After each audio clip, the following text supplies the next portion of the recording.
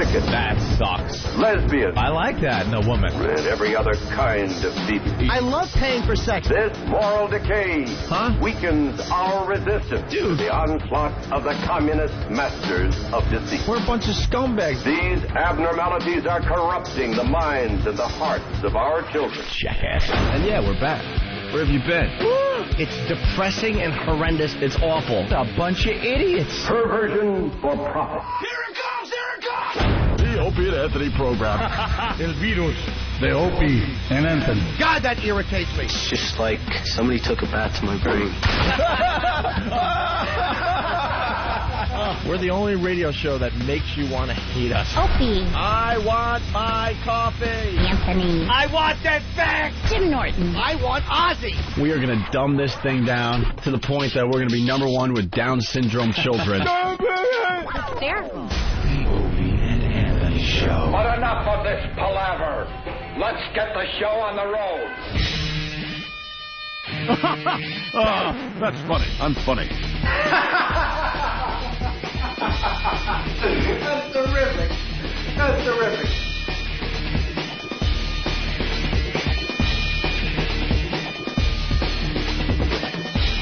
We look like assholes right now, man.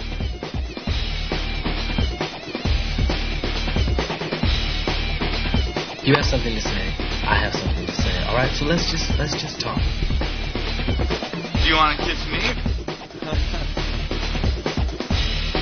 Mom! I'm not the Lord. I have to do this now. It was all because of this terrible, awful Negro.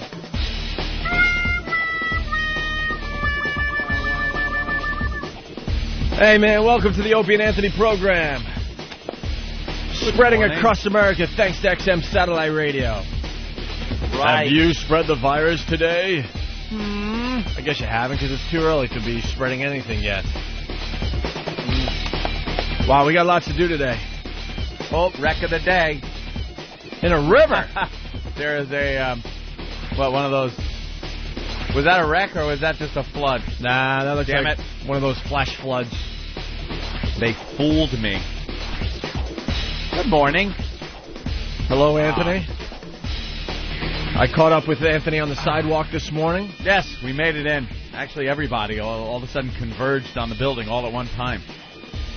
Eric, Danny, me, Opie, all at the same time. Same place on the sidewalk. That rarely happens. And that's when we usually start sharing our stories. Our stories from our couple of blocks walk. Or the day before, whatever. Well, mine was the guy that I passed by today on my way in. Some black guy wearing one of those big Jamaican Jiffy Pop hats. Put their dreads in. Looks like Jiffy Pop when it's all ready. And he was across the street, and I'm waiting across the street. So he starts coming toward me, and he's limping real bad. With this real bad limp. And when he passes me, of course, I turn around and look to make sure, no shenanigans. Like he's not just passing me and then turns around and beats me over the head with a cobblestone or something. So I look, and the back... Can I interrupt you for a second? Uh-huh. If he did hit you over the head with a cobblestone, yeah, would you be waking up hearing Christmas music or maybe, I don't know, maybe some Halloween songs? I don't know. That's probably Halloween, like after Christmas. Like I'm going 2 years. Oh, my God. Yeah, you can't get hit with a cobblestone and just pull out of that one. And for all the people around America going, man, you guys are paranoid. No, this happens in New York. It's New York. You got to look out. Some lady was just minding her own business one day a couple of years ago, and she got a brick over the head. Yeah, big brick just from a slammed homeless over her guy head. for no reason. She was just walking down the street. Homeless guy decided, I'm going to cave her skull in. Yeah. Yeah, why not? So I guess you had that in the back of your mind. You see a guy limping by with a bloody leg, and you're thinking, all right, maybe something's going on here, and you've got to make sure he's not coming back for you. I didn't get to the bloody leg part, Opie. Well, hadn't gotten to that part yet. I'm sorry. That's news to me. I'm sorry. But I turned around, and yes. I'm sorry. He had a bloody leg. I'm sorry. Let me do this. Let me do this to myself. Jesus Christ. Well, what do you do? You tell a story, give that punchline, get it out of the way. Well, we're trying to be. That was the whole shocker moment of it. Was I turned around to look. He was limping. He had a bandana tied around his leg. Tell him, Fred. And his leg was soaked in blood. And why don't you tell it? Good thing this wasn't a phone call. That would have went. All right, Aunt on the phone has a guy with a bloody leg trying around looking at him. And I was feeling confident, and I figured I'd interrupt your story because I thought I had something to add, and what I had to add stunk. And then, and I assumed that you already said the bloody leg part. No, I hadn't gotten there yet. We are trying to be better listeners on this show. That ain't working. And obviously, I'm feeling miserably already. I'm sorry, Anthony. I really am. I really thought you said that. He had a bloody leg. And the bandana was what? The tourniquet.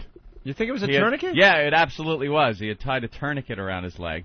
It was soaked from, like, his bottom of his ass cheek, and it wasn't like he pissed himself or shit or anything, because it wasn't like the back of his pants. It was his thigh all the way down his pant leg. And he's wearing those thick denim homeless guy jeans, you know? They're real thick, and it was just soaked right through. And he's limping and walking, and I guess he went down into the subway.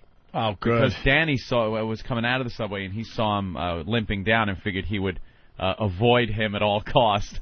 And, yeah, but it's just a typical morning in New York. Anywhere else, that would be huge. There would probably be people stopping him, saying, lay down, we'll call an ambulance. Oh, my God, this guy's been stabbed or shot or something. And here in New York, it's just like, I hope he doesn't hit me over the head with a brick. Oh, there he goes. Or I hope he doesn't bleed on me. Yeah, don't bleed on me. You're so right. And there were little dots of blood on the crosswalk and the sidewalk and stuff. Ah, there he goes. Another guy just shot or stabbed. You just see so much stuff in New York City that after a while you're just like, I'm sure he'll be all right. Whatever. Whatever. Right. Another homeless guy. Yeah, whatever. Who cares? There's no caring. I don't care. I didn't care.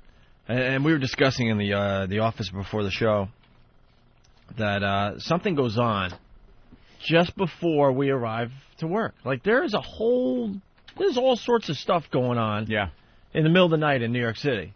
And then we get up a little earlier than most people, so we get to see the tail end of the craziness. We're in the transitional phase. The transitional phase between just animals just running around New York City at night.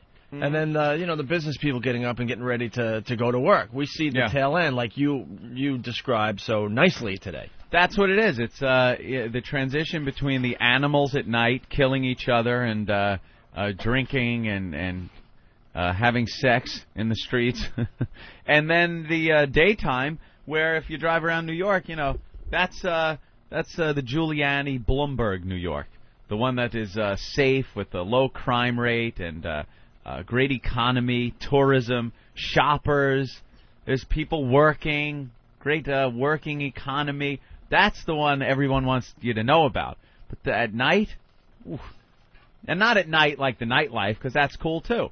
We're talking the early morning hours when people lose their minds and when the kooks and criminals come out. We're talking between, I would say, 2 a.m. and 5:30 a.m. Yeah. They did something with the crime rate here in New York City, but it's not like because the crime really went down a lot. They just reduced the number of hours it happens in. It used to happen like all day and all night long, but now they've just reduced it where all the crime you could fit in happens between like 2 a.m. and 5:30 instead of, 10 o'clock at night where it used to happen, or, 8. Or even in the afternoon, if you went into Central Park, it was dangerous. Now it's all safe for those allotted hours, but there's that time period where look out. Yeah, we got to make a list of all the crazy things we've seen on the way into work. Oh, it's just because you have a story almost once a week of something. There's always something when I'm walking in. Some weird little thing. And this is just because a lot of people, I guess, wouldn't notice these things because they just walk, kind of tunnel vision. No. I'm constantly looking what's going on. It's more than that. It's also because we're up just a little earlier than everyone else. I'm telling you. Mm-hmm. I mean, there's homeless people all over not all over. I don't want to exaggerate, but the one block that we kind of walk together in the morning, there's always a couple, homeless people still, sleeping. That's where the subway grates are, I guess. They're right not down being rousted 57. up yet, you know. Nope. By the time the average businessman, businesswoman starts wandering around New York, all that stuff is cleaned up. The cops are rousting up and telling them to sleep somewhere else. Well, they're just waking up the homeless when we're walking by. Who the hell is Mark Patrick? So they're taking leaks. Huh? What? I don't know. Sorry. They're taking leaks and dumps like anybody else does when they wake up in the morning, you know, first thing. So you see the homeless guys waking up and they're pissing on mailboxes and driving through people's backyards. Sorry, Anthony. Jim in Virginia, what's up? Hey, morning, fellas. How y'all doing? Jim. Good. Hey, listen, I was switching over during a commercial yesterday and picked up the MLB channel for a second. Mark Patrick took a shot at you guys. Oh? Apparently, Rob Dibble was on yesterday. Great interview, by the way. Oh, thanks. And, they said to Mark Patrick, we heard Rob on the show, and Mark Patrick said, oh, you're the one guy listening to Opie and Anthony. It's time to call in an attack, fellas. Punch down. Who is Mark Patrick? What does he do? Never heard the name in my life. What does he do? All right. Is he an ex-player? Mark Patrick? Who's Mark Patrick, man? on the show. Oh, we had Mark Patrick on the show? Yeah, remember? Did he enjoy himself? This is the morning show on the baseball channel. On Home Plate? Yeah. We had him on... Home Plate, you know that? Yeah, XM 175. Wow. I haven't a clue. I like to know a little something about the company I work for. I know where the 60s, 70s, 80s, and 90s channel is. I love that channel, the baseball channel. It's a good channel. All right, well, what... Did we have him on? Yeah, we had him on twice. Remember, he bombed the second time. Oh, that guy. That's why we don't remember having him on. He didn't do too well the first time. Either. Oh, boy. He was the guy doing all the hacky radio and the hacky voices and stuff. Uh-huh. Oh, that guy. All right, now I see. I knew there was some motive there somewhere. He probably heard from our listeners. He probably made that comment as a joke or something. I don't know. Yeah. Oh, all right, that guy. We'll leave him alone. Let's find out what it's about first. It doesn't matter, to be honest with you. He's being a douche. All right. So that's how it starts with a limping Jamaican. Limping Jamaican who was either stabbed or shot. And a little later this morning, Anthony, we got one of our pests coming in. A pest? Yeah, we had another assault on the media 2 days in a row. The assaults on the media are picking up big time. It was at the beach. The beach one. Shark attack. Yeah, there was a shark attack in Jersey, but there's a lot of people... They don't even know if it was. They don't. And the newspaper puts a big picture of a great white with his big teeth. You know that shot you always see of the great white? Yeah. Shark attack in Jersey. And they're like, well, we're not sure what it was. Could have been a grouper. They're like, it could have been a grouper. A grouper or a great white. Or big bluefish. difference. A bluefish? The bluefish have some nasty teeth as well. He needed the money! Oh! So a kid's surfing and something took a bite out of his leg. Yeah. And they're trying to, of course, get everybody scared. A lot of fear. They love fear-mongering the news. So they put, like, a big picture of Jaws. They say it was a great white. And then they show his ankle, and it's pretty bad for, an ankle wound. But it looks like something you could have gotten scraping on a rock or something, and they talked to some expert, and he said, well, it looks like it could be a great white. Great white? Get out of here. It was a rock. Guy scraped his foot on a rock. Nah, it Doesn't make a good story, though. It looked like something bit him. You think? Yeah, a little bite. How could you tell what nibble. it was, though? A little nibble. A nibble? Yeah. Took like a little taste. A little taste that, That's what happens with these... salty. These shark attacks. They take a bite and realize, this is not what I eat, and they move on. Yeah. But, man, the news... just losing their minds over this shark attack. Yeah, they love this it. quote shark attack. We don't know for sure. They love the fear But I mongering. guess the parents sent the picture of the wound down to some expert in, of course, Florida or something, and they said that it could very well be, like you said, a great white. Yeah, his name was Matt Hooper. I think the expert sent it down to. So, of course, the news people all over the beach. Where was it? Long Beach, New Jersey, or something like that. And old Pat Battle. She's been doing, news for New York. Pat Battle. She's a black lady, I believe, right? Dude, she's older than time itself. She's been around for a really long time. And she's doing a whole Oh, awesome. We're really getting under Howard's skin today. Sorry. Oh, really? The ADD's kicking in really bad today. Opie. Yeah, someone started to get through to Stern this morning about his XM commercial that we play, and Howard lost his mind. A caller on Howard's show mentioned the live read you guys play on him. A caller on Howard's show mentioned the live read you guys play of him promoting XM. Howard dumped out of the call, hung up on the caller, and said you guys should die. He seemed upset and was distracted. I sent Steve the clip. Get it. Here we go. This is how we work now. We're Howard. Pests. One more thing, and I'll let you go. I was pleased to see that. It wasn't a beautiful ad. I don't know who their copy department is, but it got the job done. Probably just, rushed in. Howard. One more thing. Yes, sir. I heard, I was listening to the other satellite company. My friend has the XM. Right. And, those two doing a commercial. Who cares? Let them die. Let them die. That's it. We don't care. I bleep that off, and I just let them die. That's all. Oh, boy. We don't care. He dumped out. That's so obvious. We don't care. Dumping out, huh? Can't handle it, huh, Howard? Can't take it. Oops. Yeah, he doesn't care, all right. Yeah, come on. All comers. Come on. I'll take you on. Oh, dump out of that. Well, I don't even want to acknowledge. Let him die. I did hear, because we do have a lot of people that are, friendly with us still at the old company. Uh-huh. And it's driving Howard nuts that we have a commercial of him doing, an XM read. And, the company's not going to help him at this point. In the old days, they would shut us up and make us stop playing the ad. But they don't care. Yeah. So we're allowed to keep playing it, and Howard is just fuming. And he's losing his mind, but there's nothing he can do about it. And obviously that caller got through to talk about it and see what Howard thought about the whole thing. But Howard decided to dump out and say that we should die and that he doesn't care. He doesn't want any confusion is what it is. He's, he's a little nervous about the move, and he doesn't want confusion with anybody where he's going to end up. And all that commercial spot does is confuse people. They tell their friends that don't have satellite, oh, yeah, I heard, if somebody's friend, somebody has XM, their friend is a Howard fan, and they go, yeah, Howard's going to satellite? Yeah, I heard on XM. I heard the commercial. Because believe me, that stuff happens. People get confused. So they buy XM, and that's got Howard livid.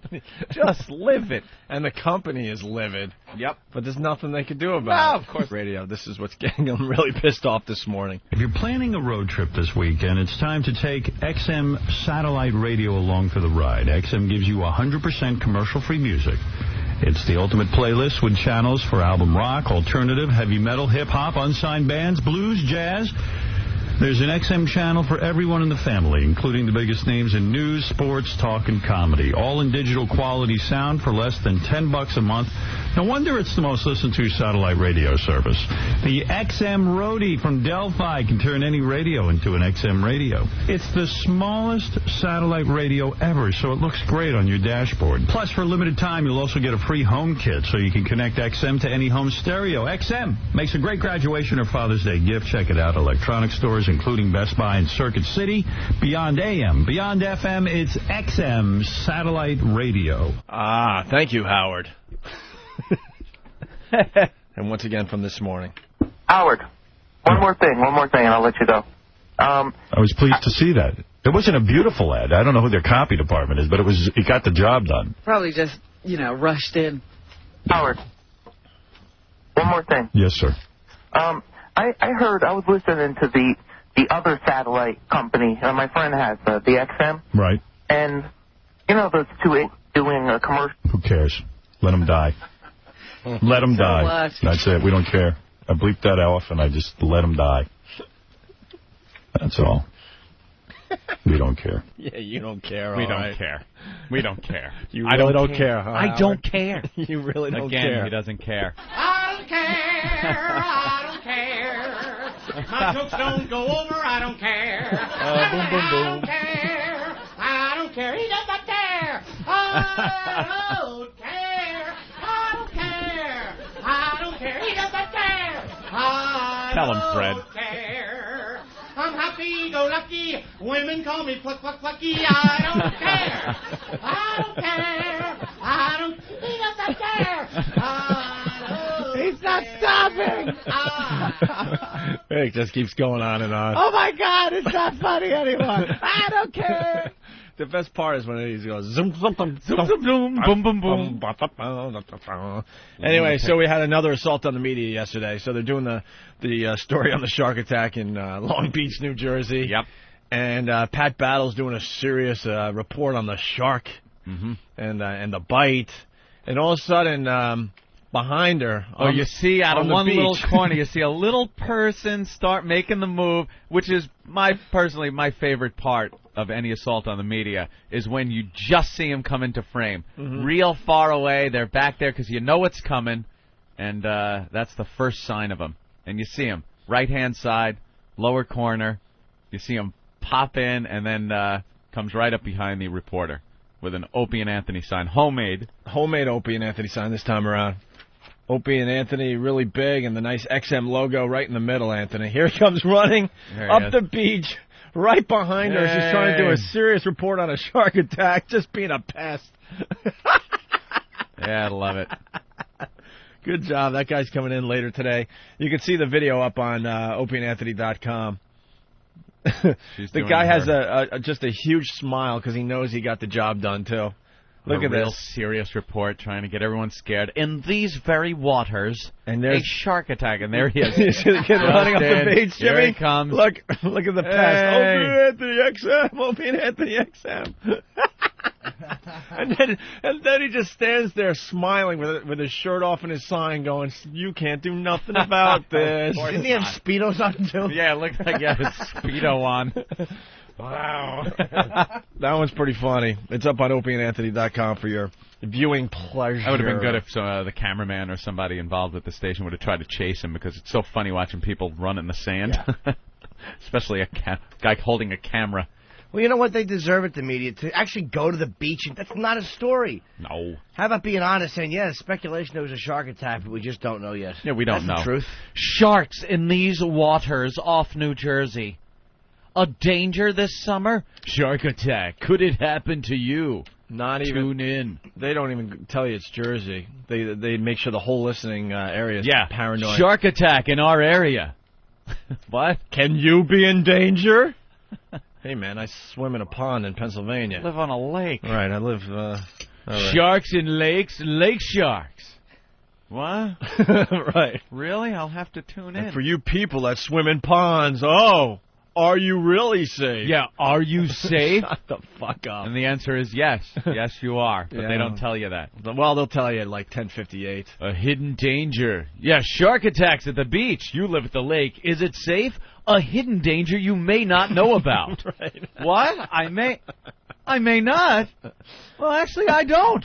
I don't know about that danger. Well, I better watch the whole news. I'm going to have to watch now, damn it. And just before the fluff piece, they're going to finally give me the answer I need. Got to be coming up next, right? No? I'll have to wait another commercial break. Find out what the danger in the lake is. Bastards. Oh, that would have been funny. Rob in New Jersey. Go ahead, Rob. The only thing that would have made that assault on the median better is if he would have had one of those fake shark fins on his head behind her. With Opie and Anthony written on it. Absolutely. Yes. You know, eventually we're going to have to take this to the next level. We were kind of hinting about that yesterday. I mean, these assaults on the media, they're so much fun to watch and download and all that. But I think we really need to start getting some costumes involved. Well, yeah. Some silliness. It is a lot more fun when something happens unexpected. Like the assault on the media, you're expecting the sign that says O&A. And believe me, we're not complaining at all. We love it. The guy yesterday did a great job. Perfect. But you're expecting, the sign and the O&A XM satellite radio. But you'd never expect the guy in the gorilla suit. When we saw that guy, it just makes it that much more funny and enjoyable. What about the guy in the Gumby suit? The guy in the Gumby suit. There's there he is. Picture. Eric just popped that up. Yeah. Yeah, a guy in a Gumby suit. There's another guy with some kind of light-up hat. Just a lot of fun little props that could be incorporated in. Obviously, that guy was at the beach and saw the camera crew there and was very resourceful. kind of MacGyvered things there and got the sign together. So that was cool. But, yeah, we would love some kind of real distraction. It's so funny because these reporters think they're safe, but they're just not. Our pests are everywhere. Oh, yeah. One of our pests got through to Howard today. They're just pests. And just wrecked his morning. Now he's going to have a horrendous show once again. The pests. They call up Don and Mike and talk about Don's dead dog. It's just hysterical. Just They're pests. so annoying. Jimmy came up with that term, and I love it. Pest. Coming soon to the Opie and Anthony program, your official pest T-shirt. Oh! Official. We're merchandising the shit out of this show. Oh, every little catchphrase. Why and not, everything. man? All right, I got something to play, and I don't want to wreck a joke twice, or wreck two jokes in the first segment. I apologize once again to you, Anthony. It wasn't really a joke. It was well, just not a joke, but a that nice was story. the shocking moment. Yeah, I'm That sorry. he was bleeding. Didn't matter. It just kind of saved everybody the trouble of just like listening more. It got to Right. the point quickly. I liked Get it. to the point. I was Off my drama. I was going to explain what my drama. I was going to explain what this little piece is that I was about to play, but I think that would take away from. That could, yeah. So I'm just going to hit play and let the fine folks enjoy this. Okay. All righty. Look, he started to touch me. He started to grab me. I told him to stop. He didn't stop. I hit him back. And then he got really angry. He pushed me out of the car. What do you want, fucko? You want something? Huh? What are you doing?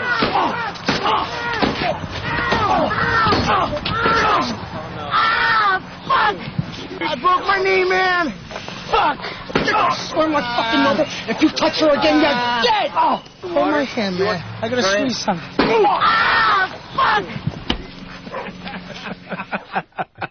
Who saw that coming? That's a good one. That's a really good one.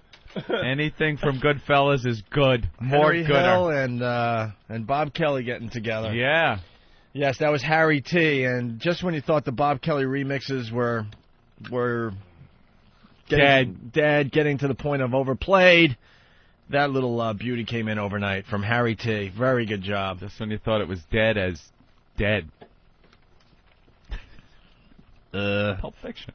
I know. I was trying to remember. Coke is dead as dead. Dead. Okay, we're going to take our first break, Anthony. Yeah. When we get back, we got lots to do today. We really do. Russell Crowe on Letterman last night. Yeah, I guess they were kind of discussing his little altercation at the hotel. Right. We also have Brad Pitt with Diane Sawyer. Ooh. We have Tom Cruise on Oprah. Yeah. We have Bin Laden's niece. We haven't gotten to that yet? Oh, my God. Not yet. Okay. That'll be some interesting listening. Cousin Brucey is in negotiations with someone. Really? Mm-hmm. Well, that's the big news. We better get on the ball over here. Which politician is that? That's Chuck Schumer. Is it Chuck Schumer? Ugh. Chuck Schumer. This guy is the biggest publicity hound. What an ass. He goes to the... I saw this guy. What is he, a senator? Yeah. I know him and Hillary just hang out Oh, together. he has his head buried up Hillary's ass. He's a senator or something here in New York, I guess. I was at the Oyster Fest. If Hillary is O&A, Chuck Schumer is Jim Norton. Wow. Just jumping on the coattails. Everything she says, he goes, okay, sir. Okay, sir. Good point. This guy... I'm teasing, of course, Jimmy. You're absolutely right. Please, I didn't think I picked up a fledgling radio show. I did my research. This politician, Anthony, he loves seeing his name in lights, loves seeing his name in print, loves seeing his face on TV. Mm-hmm. I was aware of that when I went to the Oyster Fest in Oyster Bay, Long Island. The Oyster Fest? Just a dumb little thing where you eat oysters, drink Did you beer. see Jackie there? Actually, yeah, that's where I met Jackie for the first time. And then I saw him a few times after that. It turns out he's a really nice guy. And, yeah, you just eat oysters, you drink beers, you check out some music, you eat some other type of food, and you people watch, right? No real big deal. It happens every year in Oyster Bay, although I think they took the beer away. Oh, of course. Take any fun away. And Chuck Schumer was there. to shake some hands and kiss some babies as these politicians do. Yeah. He had people walking with him with huge signs saying, "Do you want to meet Chuck Schumer?" And they were his people. His people that walk with him. So you can't help but see these huge signs because they're holding up as high as they can above all the people. Oh, and in the boy. middle of these signs is Chuck Schumer. Wouldn't then you just look at walk me. around, and if someone recognizes you and comes up and wants to comment, Of course. that's fine. Of course. Drawing attention to yourself. Of course, but he had a whole, he had a staff of people, 3 or 4 people holding signs. Like kind of in a square, and then he was in the middle. So anyway, Cool. Chuck Schumer, the senator of New York, has decided that it's really important to get Cousin Brucey a new job. Yeah, he's spearheading this operation. I don't know, on the to-do list for New York, if you're one of the senators of the great state of New York, how far down is making sure Cousin Brucey gets his job? I think that's pretty low down on the priority list. I would say it's so low down on the list that you wouldn't have a minute for it in your schedule. This guy is just a publicity-seeking douchebag. Well, he did this knowing it would get his name out there a little more, Yeah. and people like us would talk about it. And, and the news stations are going to talk about it today. We're playing right into his hands. Of course. Basically, Chuck Schumer said he wants to find Cousin Brucey another DJ gig. I think Cousin Brucey will be fine. The guy is a multimillionaire. Yeah. I don't think anyone should be concerned about Cousin Brucey finding work. Don't worry about it. Don't worry about it. But he goes on to say, a piece of New York will be gone if he's gone, Schumer told the Post yesterday. How about dealing with the piece of New York that is gone, the Trade Center, and getting together and actually agreeing on something and starting to build it? How about spearheading that? You hear all these little suggestions, but you don't hear one politician really digging his heels in and if I may say, digging his heels in, and really going for it, Making some noise that way.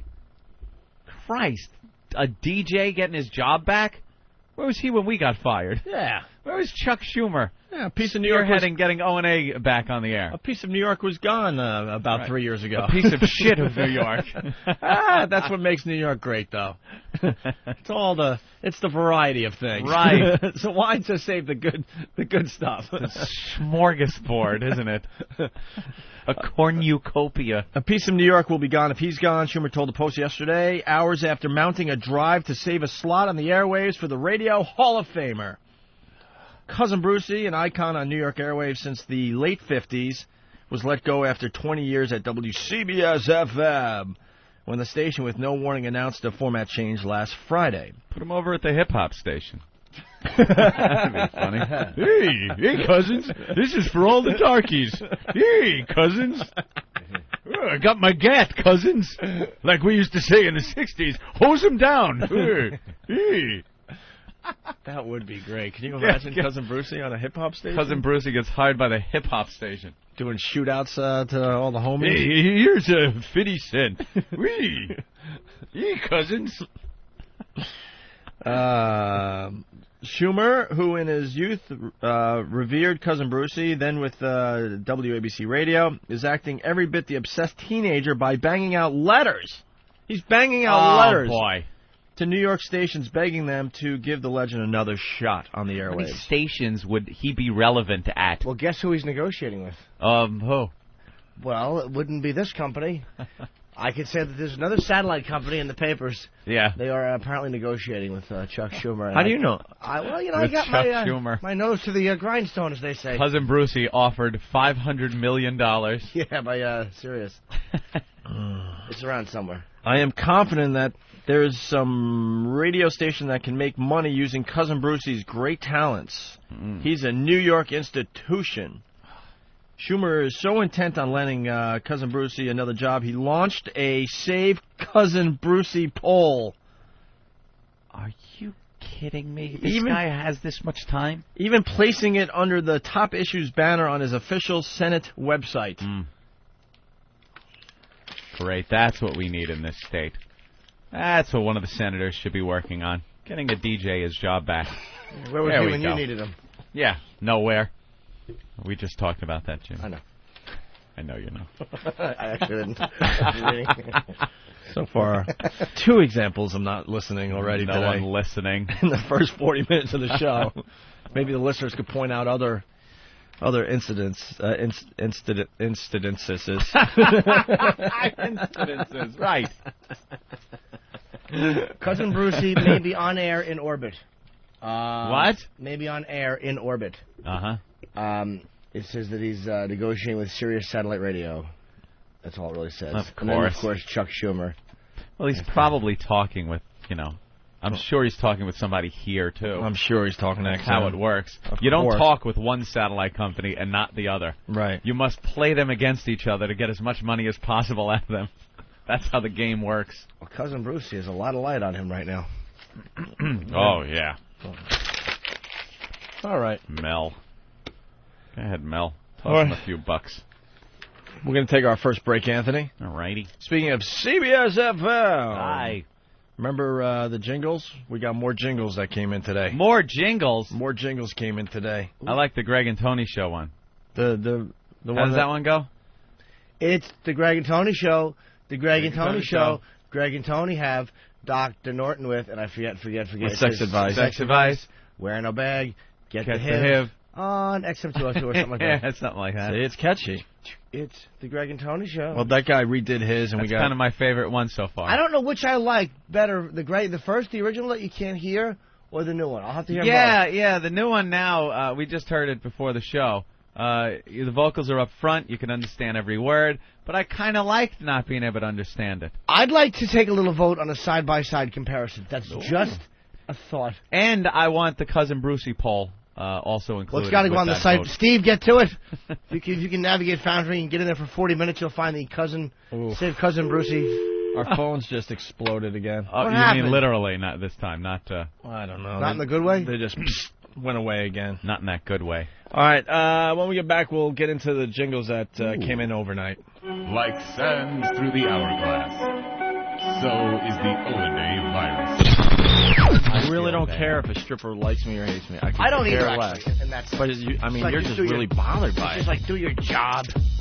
It's just the whole thing that they're not just coming up to him and, Being naked at all. Don't Yeah. just flash it. What the fuck is that? And that awful energy of a bouncer there. Like, what are we going to do, rape you in studio, stupid? Well, good point. The guy's not really a bouncer. He plays golf with Rich Voss. All right, he's a friend of ours. Yeah, You ever go to he's a 3 handicap. I mean, what kind of bouncer is he? I mean, He drives the Rolls Royce. Just go with a 9-iron. Crack 'em. Never. They don't think I'm funny. I do cancer please, jokes. don't They don't say a ever word. laugh at me. When they do a lap dance, you fart. They'll fucking think it's funny when they Strippers smell never think that I'm funny. garlic coming from your muff. Never. You know who thinks I'm funny? Fucking psycho fat chicks think I'm a hoot. Never fucking strippers. Oh, that. oh, okay. You know what though? Everybody's got to make a living. That's right. Go do your thing. Ah, man, whatever. Just fun with the captain left. That's all that really matters, you know. I like to entertain people. I'm lucky I'm living a full life. Got a new place. You know, getting it all painted. I feel Are good. these girls Fucking hypnotizing cunts. They anybody? always just fucking drain you, and they want nothing to do with me, and I know they don't. I know they don't. It's fucking annoying, and they can't even hide the fact how much they fucking hate my guts, which makes me sick. But then again, there's a certain honesty I kind of like about that. There's something about a girl just telling the truth which makes me feel good inside. You know, you have to love it. You have to love it. So what are those whores doing? Opie and Anthony, the virus is spreading. If someone get in the best of you. If someone get in the best of you. Has someone taken your base? It's real, the pain you feel. You trust too much, too fast. If someone get in the best of you.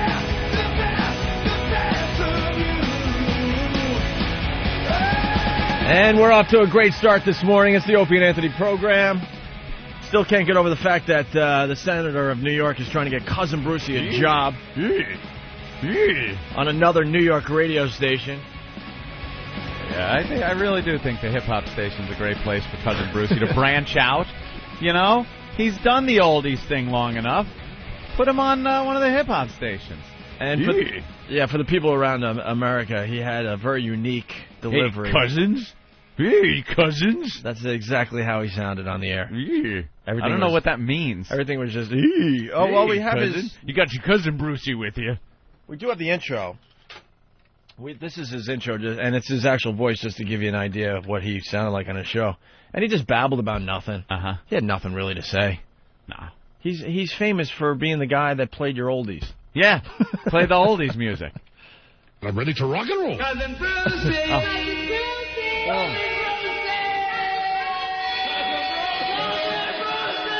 And as we said in the 60s, As we said in the 60s, as we said in the 60s, What? Scooby-Doo. Did anyone say that in the 60s? Nope. Peace? You said peace? Or maybe if you were on a bus and you said, get out of that seat!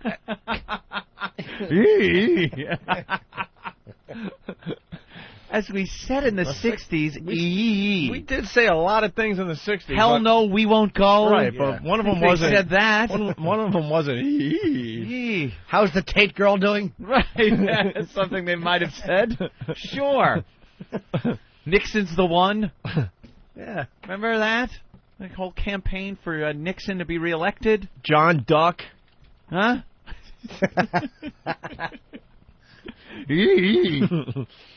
I don't remember. Testing. Everybody who loved the 60s, say baby. Baby.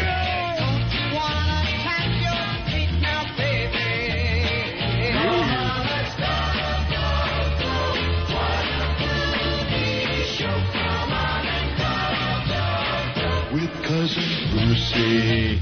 As we said in the 60s when we looked at thalidomide babies,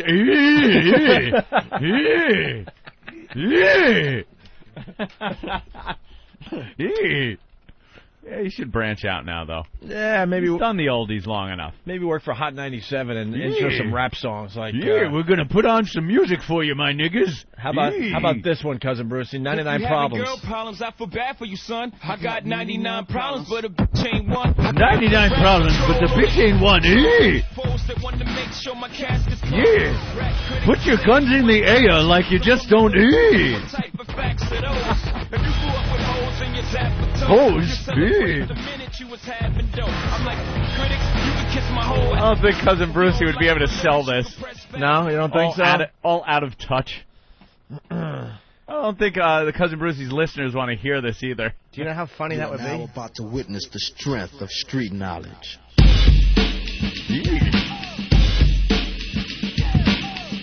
Straight out of Compton. Ah. Yeah. Yeah. NWA. Straight out of Compton. Don't bust a cap in this animal on my head.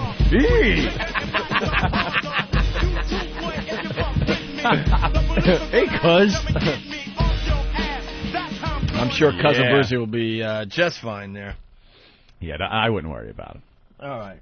Plenty of job opportunities for the cousin.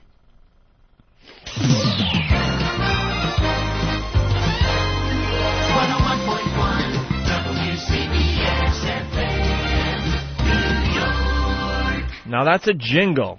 The listeners still don't understand what a jingle is, Anthony. No, they're that's doing a promos, songs. That's a jingle. Announcements. We're looking for jingles. And our listeners are sending in jingles for the Opie and Anthony program, and we got another, 11, I guess, overnight. Some are jingles, some are songs, some are, we don't know what they are. Like announcements. Announcements, right. It's an announcement. Can we all agree this is our favorite one so far? This one right here. Come on.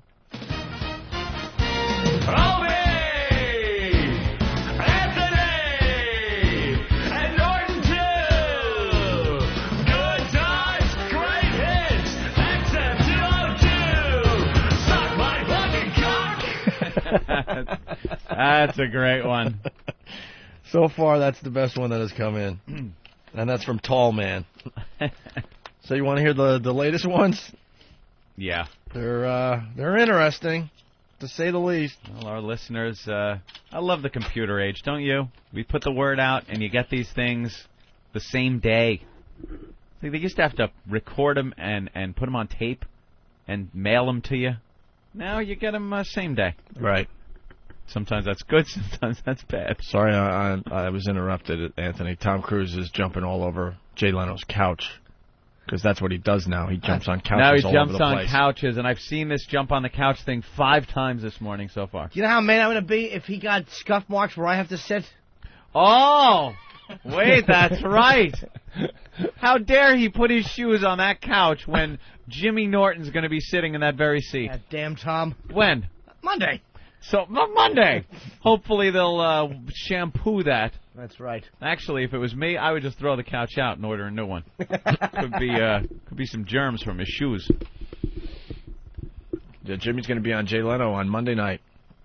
All right, here we go, Anthony. Here's the first jingle that came in overnight. Maybe this is live on XM 202. It's Yopi and Anthony. Too long. Is that an accordion? Yeah. Oh, wait till we get to the accordion music. Okay. Wait till we get to the Barber Shop Quartet. Oh, there's a couple of those that came in. Great. Maybe this is live on XM 202. It's Yopi and Anthony. I like how they're just pulling music from places and making the words fit. Because God knows where he got that from. Polka site. Here's the next one that came in. And now it's time for Scott Peterson's favorite show, Opie and Anthony.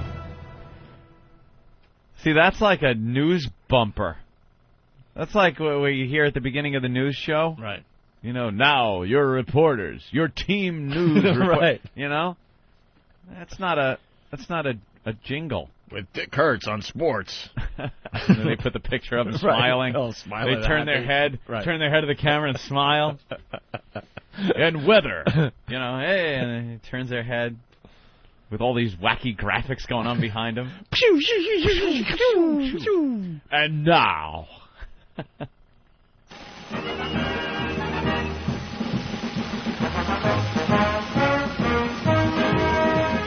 It's Darky Free Radio on XM 202 with that possible trio of Jim, Greg, and Tony. Sponsored by Lucky Strike. This week on the show, Jim pulls pages out of Native Son. Brother Joe stops in to plug his band, Not Duke Ellington. Greg shows off his new skateboarding apparatus. And Tony discusses radar technology. Kind of hard to hear. A little hard to hear. Going with the old-time jingle there. You were talking about skateboarding. Yeah, I don't know what Jimmy was I was talking about radar technology. And Jimmy was going to rip pages out of an author's book or something like that? Yeah. A Jelly Donut from whackbag.com came up with that one, Anthony. Trying to give it that old 40s sound. All right.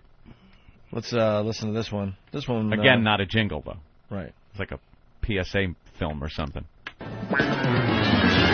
From New York City to San Diego, it's the Spuds Buckley and Bert Convy Hair Show, only on XM Channel 202, featuring Media Hits on Sports and the Bill Dead Lady with the Weather. I'm not kidding you, bitch.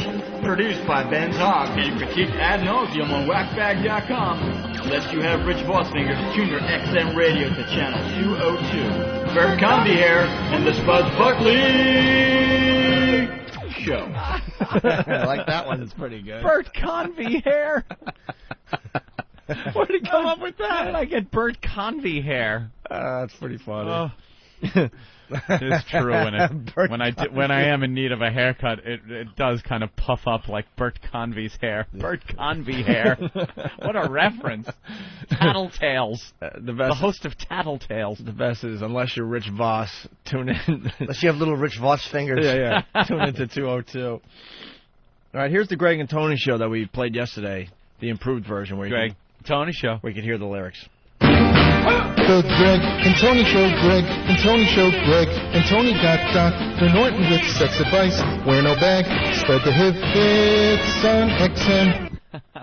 Yeah, I kind of like the other one better. Do you have the original? It's a little harder to hear.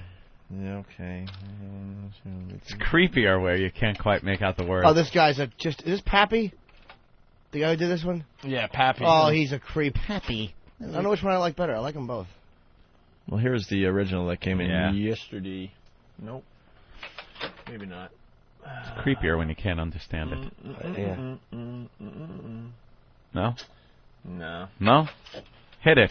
No. Hawk. I don't know what's going on. Why isn't the CD player working? Click, click, click. Come on. There we go. Thanks, Hawk. The Greg and Tony Show, Greg and Tony Show, Greg and Tony got Dr. Norton with sex advice. Wear no back, spread the hood, it's on XM. How come I can hear it perfectly fine now? It's weird. Like it's almost like when you'd read Highlights magazine. Yes. And you'd be looking in those find something here. Uh-huh. Fine way to get the lad into your lap. Come help me look. And once you know where the things are, the little animals in the clouds, then you can't help but see them. But That's that the way is it is. so obvious now. Yeah. It really is. Greg, Tony Show, Greg. Yeah, I like that. All right, here's another one that came in overnight. I prefer the original. And boom goes the dynamite. And boom goes the dynamite. All right, it's the O&A virus spreading across America thanks to XM Satellite Radio. Gorilla noises, and boom goes the dynamite. Ooh. What the hell was that? And then an abrupt fall off a cliff ending. Right. That stunk. That is the worst one yet. All right, how about this one? It's Norton and Friends. Brought to you by Mastering. You show us a porch, we'll show you a cock. I think the guy was trying to ride on that good one that ends with "suck my cock." Not quite it.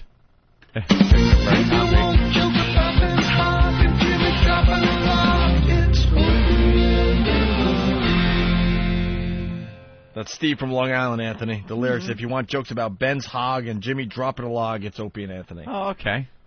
Just in case you didn't hear that. All right, we'll get through these fast. Let's try this one. Hijinks from Cape Cod. O-N-A, XM202. Norton drinks the tinker and eats the poo Monday through Friday at 7 a.m. Bitch better recognize it's on XM.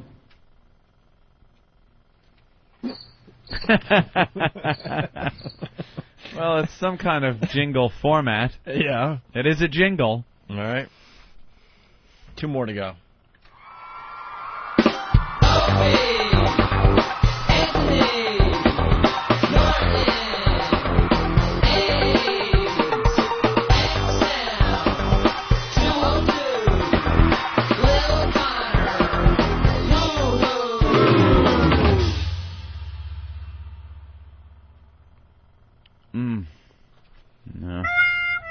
No, I'm not feeling it. All right, and finally, it's Shannon from Toronto. It's time for Norton and Friends. I like it. In the morning, Norton and Friends. In the morning, let's play Monster Rain. Opie is a shit dick. Why? That's not bad, right? Not bad. Not a bad collection. A couple of real clunkers in there. Do you like any of them? It's Greg. Tony Show. Greg. Tony Show. You like that one? Yeah. That's my favorite, actually, of all. The other one's a close second. The suck my fucking cock direct. What about this one more time? From New York City to San Diego, it's the Spuds Buckley and Bert Convy Hair Show, only on XM Channel 202, featuring Meaty Tits on Sports and the Bill's Dead Lady with the Weather. I'm not kidding you, bitch. Produced by Ben's Hog and critiqued ad nauseum on whackbag.com. Unless you have Rich Vossfinger to tune your XM radio to Channel 202. Bert Convy Hair and the Spuds Buckley Show. That's not bad, right? I like it a lot. It's just not a jingle, I don't It's think. not a jingle, But no. it's very good. That's another one of those like news things, news intros. Right. Well, there you have it. They're still coming in. It's the Greg and Tony Show. That's a jingle. Yeah. And a good one. It's getting they're getting better every day, so Yeah, I liked it. not bad. Not bad at all. I love the Bob Kelly Goodfellas remix. That is great. That's a good one, too. His stupid face hit with that gun. Listeners get involved and start sending in their various talents. Very talented listeners we have, aren't they? See, it's not easy to do this. I just love that there's so many programs available now for anybody to do this. This is stuff that you can download for free now that years ago, you'd only get in a studio, Now anybody can do it. They throw stuff together. You could download the songs from the web, and everyone's a producer now. There you go. Why do we need Steve C? We don't. It's got, we got listeners out there that can put things together on their own. Yeah, you used to have to go into a huge studio like Steve does. Production studio, and put things like that together. I remember we were flying out to L.A. with Peter Wolf, actually, and we talked to him a little bit on the plane. And he had a laptop. This is only 10 years ago, I guess, 95-ish. Yeah. And I remember asking him what he was doing. And he goes, I'm mixing my latest CD as I fly to L.A. And that just blew me away at the time. Yep. Because before that, you just didn't hear about people doing any type of production on a laptop, especially. I thought what blew you away is that he actually had a CD coming out. He actually, puts out some good CDs. That Does he? Yeah, commercially, no one cares, but are pretty interesting. Mm. But I was thinking to myself, wow, man, technology is just out of control now. Yeah.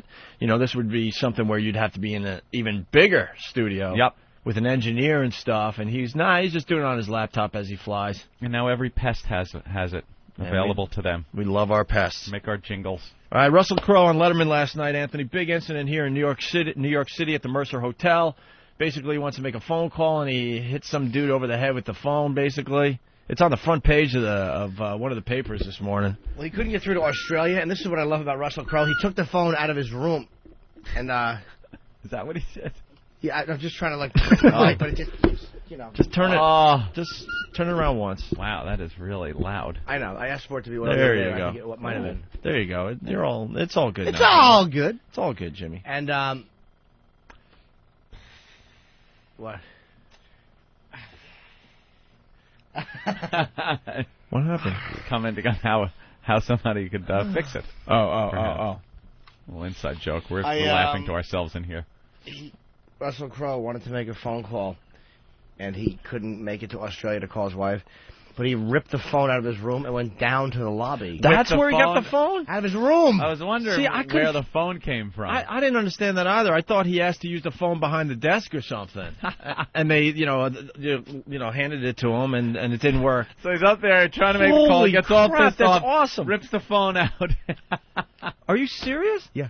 And down in the front. And then marches. Can you imagine seeing Russell Crowe in the elevator with you, and he's got a phone that he ripped out of the wall, and he's just holding in his hand, going, "What the hell is he going to do?" Yeah, what are you doing with that? Looking for a Spanish face? Yeah, he found one. And then threw it at him. And then he threw it at the guy downstairs that had the guy nothing to gave do him with attitude, apparently. Apparently he talked to him. He probably went down and went, "Your phone is..." You know how you're in a rage, you just want to bite somebody? Yeah. Why can't I make a call? Yeah, a simple phone call. It's 2005. I'm trying to call Australia, goddammit.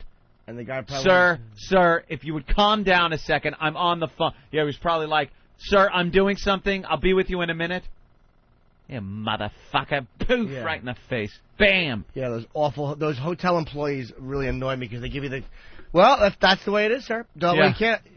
You can't get through. You impersonal fucking human voice recording. So we probably threw it at the guy's face. You struck a blow for all of us, Russell.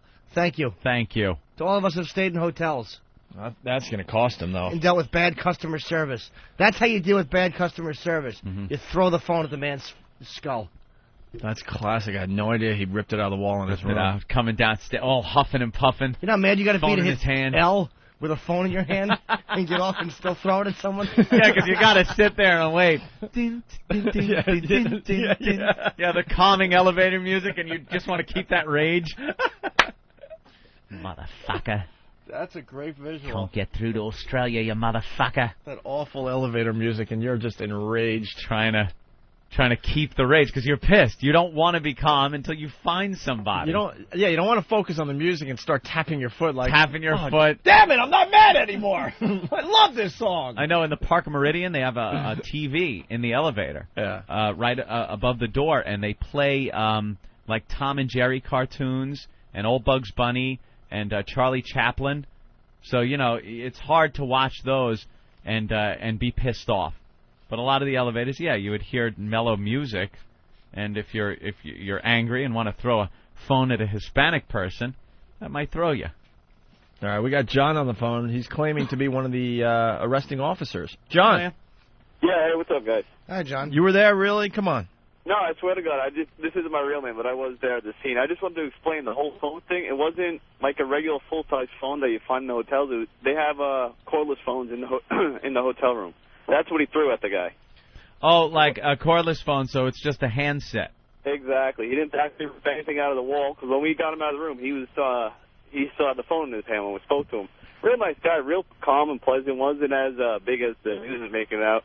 Shocking that the media is lying and blowing it out of proportion. Yeah, go figure that one. Front page news for a couple of days here. Did you get a picture with him? No, I'm trying to. I got a copy of his mugshot though. Oh, okay. Oh, you do? Yeah, but he wouldn't sign it. He was like, nah, wasn't too keen on signing the mugshot. We're a bunch of dopes. We're sitting here all excited thinking it was an old-fashioned phone that they had to rip out of the wall. Yeah, those old, big, ringing phones. When was the last time you were in a hotel room that had one of those old-fashioned phones that was hardwired to the wall? Just makes for a better story, You know what hotel? The goddamn Tropicana in Atlantic City. Oh, my God. Update the place from the 1970s already. That is the worst hotel. It's the only one I could get. The only one that had rooms available on that weekend I wanted to go. It was after we left Washington, pretty last minute. I wanted to stay at the Borgata, Well, of course. Kind of new. Of course. I get into the Tropicana, and they have a jacuzzi hot tub in the room that is from the 70s. It's like one of the first ones. The knobs and all kinds of instructions on the wall for it with these red light-up LED temperature gauges. The place hasn't been updated, and the phone was a wired-in, push-button, old, bring telephone. At least you had internet access, though, with high speed, right? There wasn't even a data port on the phone like the old hotels had for internet access. Not even that. I turned on my laptop and looked for any kind of Wi-Fi that might have been in the area. Nothing. Nothing. I love when they say this, too, in these hotels, which makes me, again, I love Russell Crowe for this. Well, sir, we have some wireless high-speed in the business center, really? Do you understand why I travel with this clunky thing, you dummy? Would you like me to go down to the business center and pull my hog out and start jacking off on your equipment? You want me to download off Joy Angels and see log footage while I'm jacking off? I'll be more than happy to. You don't have a problem with that? Yeah, I'm in. Direct me to the business center. Could you imagine everyone else using the business center for what it's used for? Yeah, and you're sitting there faxing something. You're there just answering your emails like it's no big deal. Downloading videos of that woman in the bathtub shitting on herself. Oh, yeah, tub lady? Tub girl. Tub girl. John, anything else to add or what? No, that was it. I just want to clear up the whole phone thing. I know it's good as thinking it was a full-size phone, but I'm trying to help out Russell Crowe because he was a nice guy that night. That actually makes more sense than you're saying. Obviously. It just seems funnier if it's a big phone and the wires dangling as the music being played in the elevator. When I get down to that fucking lobby, he's a dead man. You motherfucker. John's still here? No. I actually wanted to ask him. Anyway. What did the guy say to him that made him throw the phone? Like, there must have been some interaction between Had them. to be something. Yeah, that's got to be on the police report. You don't just throw the phone. John, if you have anything else to add, please call back. We want to know what this guy said. Yeah, you know he mouthed off. Yeah, was he snotty? Was he snide? Did he go, well, sir, I'll give you one of those hotel employee answers? You're not supposed to remove the phone from the room, sir. Sir, I'll have someone come up. Yeah. That would really annoy you. Sir, the phone is to stay in the room. All right. Now it's going to go in your face. Well, he was on Letterman last night explaining some stuff. Let's go to the tape. Now tell me all about this. We see in the picture, the newspaper, it happened at a hotel. It's 4 in the morning. You're trying to call Australia. Is that pretty much what went on there? What was the problem? Well, look, just now that if you've given me the opportunity, I'm extremely sorry for this whole incident, and I regret everything that took place. And, I've apologized to my wife. There's not many things that scare me in this world, but I'm absolutely terrified of disappointing her. Right. And your son. You have a son now as well, right? Yeah, little Charlie. Yeah. Thankfully, he's not old enough to quite understand what's going on. That's good. Apologize to your wife, who you've done nothing but probably put in $1 million home. All she's got to say is, my husband, the Oscar winner's an ass. How about apologizing? She's fucking Russell Crowe. Yeah. What are you apologizing to her for? How about the fucking guy that's... He doesn't apologize to making him. $30,000 a year who you smashed a phone and is probably deserving face. What an ass! I'd like to That's say great. I'm sorry to the Pope and to all the people. Shut up! I think Nathaniel's trying to tell me he does apologize. No, I probably figured he in did. the second clip. I know, but it's funny. It is funny that he first apologized to his wife. Well, I didn't mean to jump in there. Let me go in there. Let me apologize to Danny and to Derek for having to hear that. Let's go to Jason really fast. Jason, what's up? Yes. Hey. Hey, I think Russell Crowe ought to do a live read for Vonage. I think he could have reached Australia with that. Yeah, Vonage would have got the job There done you for go. Russell Crowe.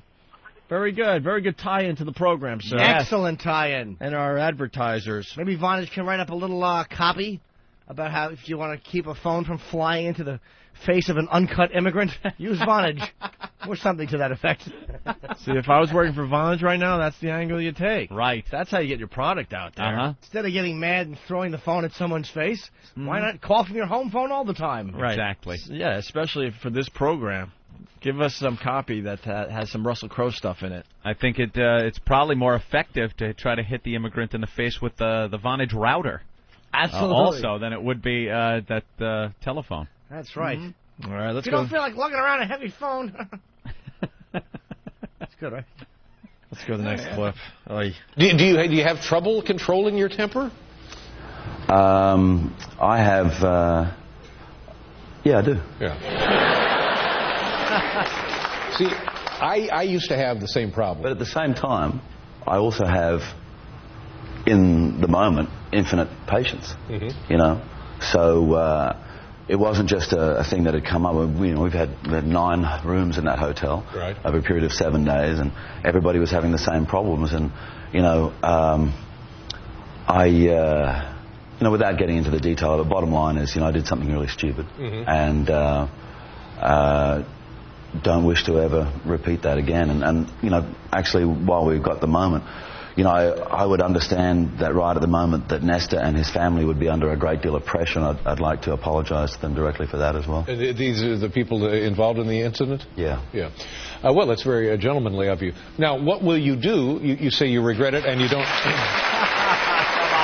He threw a phone at a guy. Did Letterman, first of all, who asks the tough question, this is why I love Letterman. No. Do you have trouble controlling your temper? Way to get to the heart of the issue, Dave. And then he asked the guy, very gentlemanly of you, I like Russell Crowe. I, for some reason, don't like this man. But you threw a phone in his face, and you apologized. Is that gentlemanly and deserving applause from the audience? No. He got an applause break. He did.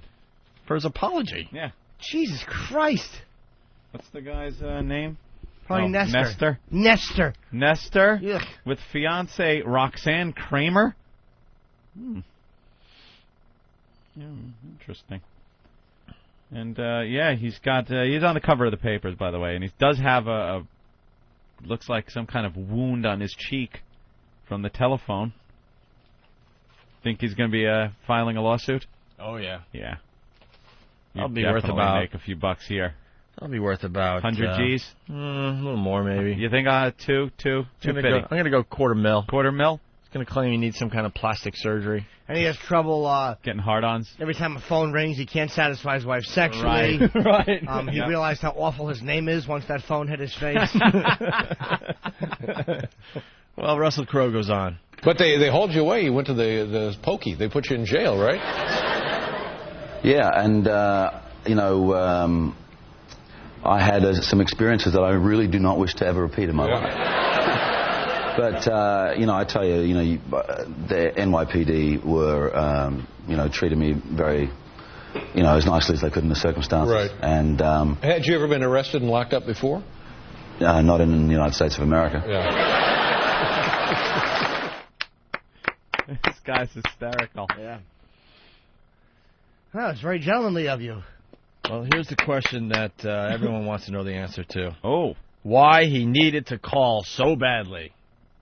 It's not just the simple bottom line of I'm a tourist, I'm a guest in your country, I'm trying to fulfill my basic obligations to my wife, who needs to know that I'm at home, I'm in bed, I haven't had too much to drink, and that primarily important that I'm alone. As these are questions that every wife has the right to have answered every night, and that's my duty. So.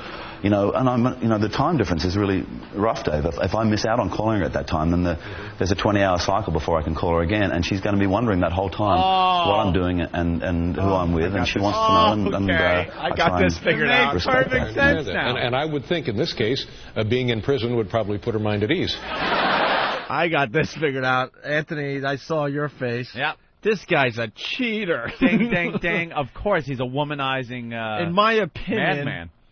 I think he might have been cheating. You think? And goes, holy crap, I forgot to call my wife. I'm going to have to hit somebody with a phone and get arrested. It's going to cost me $200,000 or so, but I got to hit someone now and claim that the phone wasn't working. Oh. Could be. Or something similar was that she had caught him cheating. This is a guess. Yeah. Maybe she caught him cheating and said, you better call me every night. You call me right here at this time. And when you have to make a phone call and the call isn't going through, the frustration must have built up to a fever pitch with him. And he said he had 9 rooms and none of the phones were working properly. Yeah. So the whole hotel phone. He probably ran through 9 rooms to try to use every phone to try to call, and it didn't go through. Either he was cheating, or if he wasn't and was actually trying to call because he's got this arrangement with his wife that he has to call, he must have just been freaking out, like, oh my God, I'm going to get a fucking divorce because this guy, because the phone doesn't work. Seems like he was covering something up. What do you mean you only had 20 hours before you can make another phone call? When's the last time you went to call someone and said, oh, got to wait 20 hours? 20 hours. I guess probably she does stuff, so she's going to be away. Please, Russell Crowe's on the phone. Who says I can't talk right now? God, the Mercer Hotel could just bury Russell Crowe. Nestor? Just get a live news crew in there and just make the phone call and go, look, it works perfectly Here it fine. is. I don't know what he's talking about. Beep, beep, beep, beep, beep, beep, beep, beep. Hello? Right. Yeah. So what are you thinking? No, I don't know about cheating. I don't know. It seems like a pretty elaborate way to get out of it. But, I think, really, he has this arrangement because he is a dog. He's got this arrangement with his wife that he's got to call her. And he couldn't get through, and it angered him so much because it wasn't his fault. He wasn't cheating, but she's going to think he was. That whole guilt thing. And he'd lost his mind and had to throw the phone at this guy's face. That was a very interesting clip. I haven't heard that. Very interesting. Something was going on. Something. All right, let's go on. We have to come back. Will there be a trial as a result of this? I really don't know what happens from this point on. Yeah. And is there likely that this carries a jail sentence? I mean, the charge was, oh, my God. Well, you might go to jail for a longer period of time. Has that sunk in? This is possibly the most shameful situation I've ever got myself in my life, and I've done some pretty dumb things in my life. So to actually make a new number one is spectacularly stupid. Right. Letterman's smarter than that. Russell Crowe's not going to jail for this. Stop, David. Hollywood people don't go to jail for play things into like that this. whole fear crap. You could kill your wife and you don't go to jail. Russell Crowe's not going to jail for this. The only way you can go to jail, especially from doing that show, is if you're a comic and you do an edgy joke. Mm-hmm. All right, and finally, from Letterman last night. I'm just getting used to being a husband and a father away from home, and it's that level of abject loneliness I'm just not used to at all. And if I could change this in any way, if I could turn it around, then I would do that.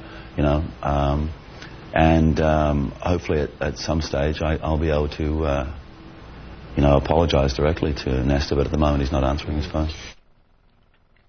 Well, he probably doesn't want a phone anywhere near his face. Yeah. Right. He's afraid of the phone now. You try holding up a phone to your bruised cheek. And as far as I'd like to make this any better, you can. There's a little piece of paper with numbers on it, and your signature goes to the bottom. Right. That'll make everybody happy. Paid to the order of... All of a sudden, Nestor Estrada. Yeah. I got to write real small. $250,000. He's gonna XXXX 100. Because he's a PR. He might take that 99 cents. I bet you that he's gonna sue for $6 million. He won't get it, but he's gonna aim high. No, you aim high and then you settle on. It won't stink. Jimmy. No, it won't smell. On a lower number. That's what I would do. All right, let's go to infected breasts. Yeah. Hi, B, what's up? It's obvious he had a hot piece of ass waiting for him in the room, and he had to get this stupid phone call with his wife over with, and he was losing his mind because he was afraid she was going to leave and the phone wasn't working. Oh, maybe that's it. I'm telling you, man, there's something that was going on. You got a chick all set up, ready to go, and all you got to do, wait a minute, got to call the wife.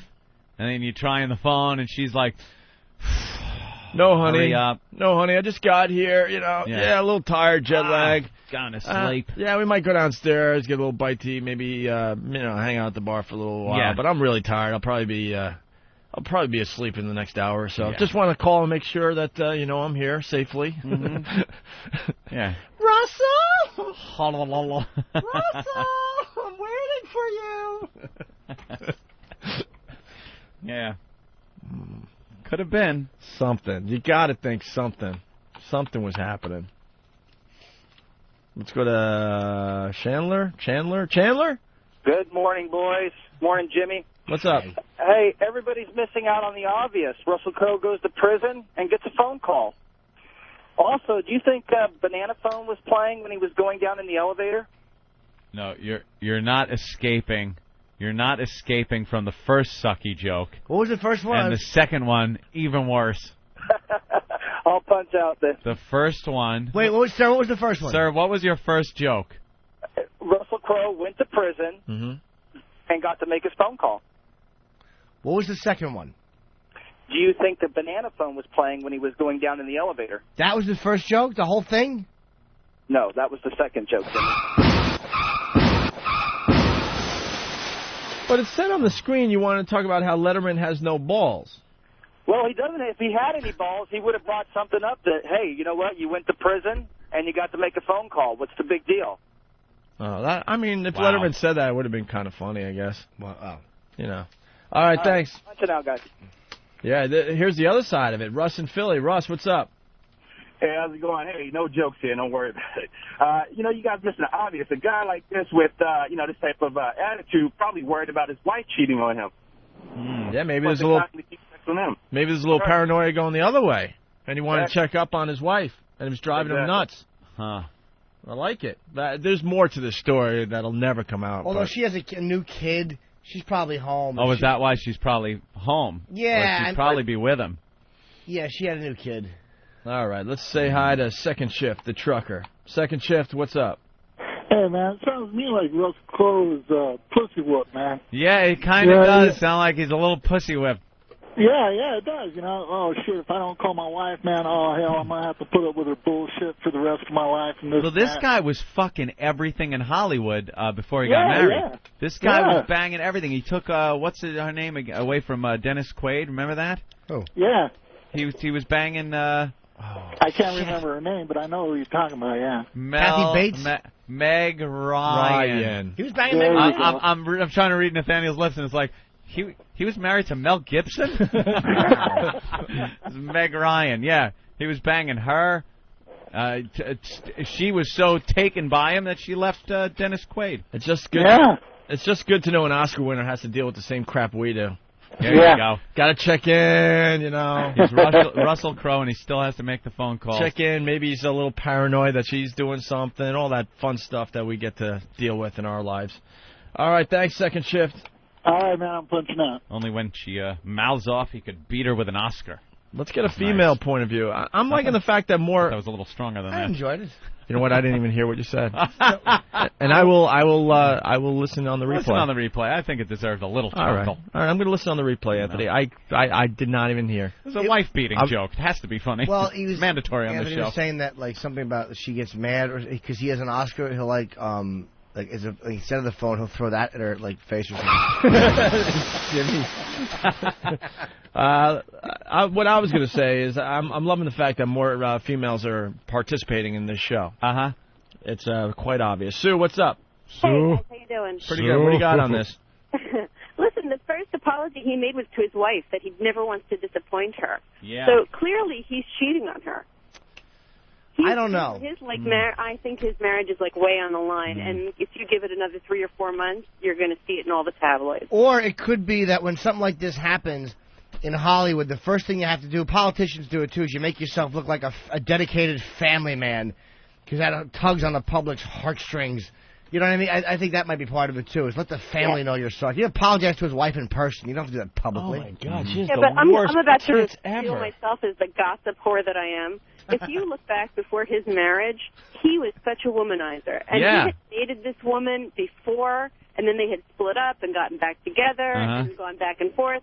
I'm telling you, you can't teach an old dog new tricks.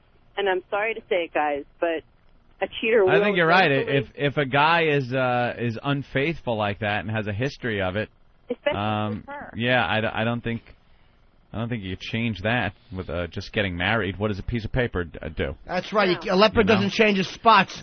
Wow, that's a good one. You make that up? That's a good one. I was like going that. to say whatever. All right, Sue, thank you. Bye, guys. There you go. A lot of people want to know why he doesn't have a satellite phone, Anthony, like you have. Yeah. You know? I have a satellite phone. I don't know what Tito wants to say. Tito in Atlanta, what's up? What's up, guys? Hey, I was wondering, when Russell Crowe got arrested and he was out in handcuffs, did he look at the public and he goes, "Are you not entertained?" Punch it out. A line from Gladiator. Very nice. Okay. Well, enough of that. That was pretty interesting from Letterman last night. Whoa. Yeah, and Eric, during the show, pops up celebrities on MrSkin.com. Uh-huh. And he found Meg Ryan topless, and it's just horrific. I know. What movie is that, and what year was it? Well, Because that looks like she's a little older. Yeah, it's In the Cut, 2003. Yeah, okay. Those look like they were probably pretty perky back in the 80s, in the Top Gun days. You know? It just... You got any earlier nudes of her? What year is that? The Doors, 1991. Nah. She was in that? I'm talking 80. Yeah, she was... Jesus, she's been around for a long time. You forget how long Meg Ryan has been acting. Oh, broad. She's old. Nothing before that? Oh, broad prejudice against Italians. They don't want to take their clothes off until it's like they're Too past late. their prime. That always happens, man. Always these chicks. The only one that did it right was Brooke Shields. Yeah. Jesus. Good point, Jimmy. Farrah Fawcett decides to finally, go topless in Playboy when she was 55 years old. Gee, thanks. Absolutely. See that. Thanks for throwing us a bone, Farrah. Yeah. Jesus. You don't want to see her bald head with one titty. The next one's going to be Britney Spears. After she has the kid, she'll finally decide she needs to be in Playboy. She will you at watch. some point. Just You watch. like Debbie Gibson. Remember her? She posed in Was it Playboy. Debbie Gibson or Tiffany also, Tiffany right? did the same thing. Okay. Why not when they were big in the 80s? When they were like, whatever they were, 19? Yeah. Something like that. Hey, a real quick story before we go to break, and then it'll All right. Once upon a time, there were 3 little bears, Opie. The mama bear, the papa bear, and the baby bear. Ooh. And I want to be the baby I'm gonna sit bear. back and listen. I bet you do. What happened? Quick story that'll lead to a little thing as we go to break. The thing. The Cubans. Oh, yes. Have you What guys seen the picture of what the car? resourceful Or the people. taxi? They're it's right there in the front. No, go back one. Where? Now open the page. There. Where? It's on the... This over- No, open that page Yeah. all the way. Like- now, see like it? It's this on way? the left side of the... Oh, like now, that? right there. See it? Right there. Attaboy. All right. I got you. Fucking Dally Dooley. It's like, it reminds me of trying to explain things to Dally Dooley. No, Dally Dooley. Hit the baseball. Hit the ball. Did these guys make it? Well, that's the trick, isn't it? They make it. They get close, but the Coast Guard picks them up. And there's it's almost like a game show, the Cubans. There's rules to this whole thing. If they make it to the beach and they run up onto the beach, they can then file for citizenship in this country. But if they're still in the water, they turn them around and take them back. Right. They take them back to Cuba and drop them off. So the whole thing is to get to the beach. So they make these cars. They make a boat out of a car and pull it right onto the beach. And that's an old 1940 taxi cab. 49 Mercury taxi. 49 taxi. Converted into vessel by Cuban rafters. And they can build these things. They can make boats out of them. They load them up with people, and they take off. They paint them like blue, so they're a little camouflage from helicopters. Mm-hmm. Oh, okay. And then they... they were set off for America. They were intercepted by the Coast Guard. So what does that mean? That means they go back to Cuba. But the other papers was saying that they made it. The Post, I think. Really? Yeah. They're liars then in the Post. Here, Jimmy, look in the Post for me. All right. Whoever has a Post. I don't have a Post check coming up. I have a Post. You know, Anthony, these were the same guys that tried doing it in the Chevy truck in 2003. Yes. The 1951 Chevy truck. You brought up a good point. Pickup. They got some killer old cars in Cuba in great shape. Yeah, all the cars over there are classic cars. They're all these old 1940s and 50s vehicles that are in really good shape. All the classic cars are over there. You wonder where the hell they went. I went to Cuba one time in my life. It was cool. I went You to did? a birthday party up on a hotel rooftop. For a second, I know, believed I was them. with you, too. I'm like, why would Jimmy be in Cuba doing a gig? Right. They pass around a gold telephone. Russell Crowe threw it at some guy's face. If you throw the phone at me, I'll know you didn't get through to Australia. I can't find it, Opie. All right, no big deal. Who cares? Oh, no. Anthony, what I was going to say, though... yeah. Imagine a reality show. This is a reality show I'd watch every freaking week. You get a bunch of Cubans together, and with maybe different ways of trying to get to, Key West there, and then you set them out with a camera crew and see who makes it. See if and if they make it, besides getting citizenship in this country, you also give them that $1 million. Yeah, you give them a lot of money. I mean, let's start getting the real reality shows on TV. Enough of the fake reality shit. Last Cuban floating. Here it is. All right, third try for freedom. The Coast Guard stopped yet another vintage American car modified into a boat and filled with Cubans hoping to make it to America. It was the third car boat intercepted by the Coast Guard, and Rafael Diaz, 40, has been on all three of them. He needed to get out of the country, Diaz's cousin Jesus Zamora told WTVJ-TV. He needs to get out, and this was his only chance. I'm sure if he goes back, it isn't going to be good. Oh. Diaz, who was with his wife and two sons, was also on board a 1951 Chevy truck. And he also tried it in a 1959 Buick sedan, Anthony.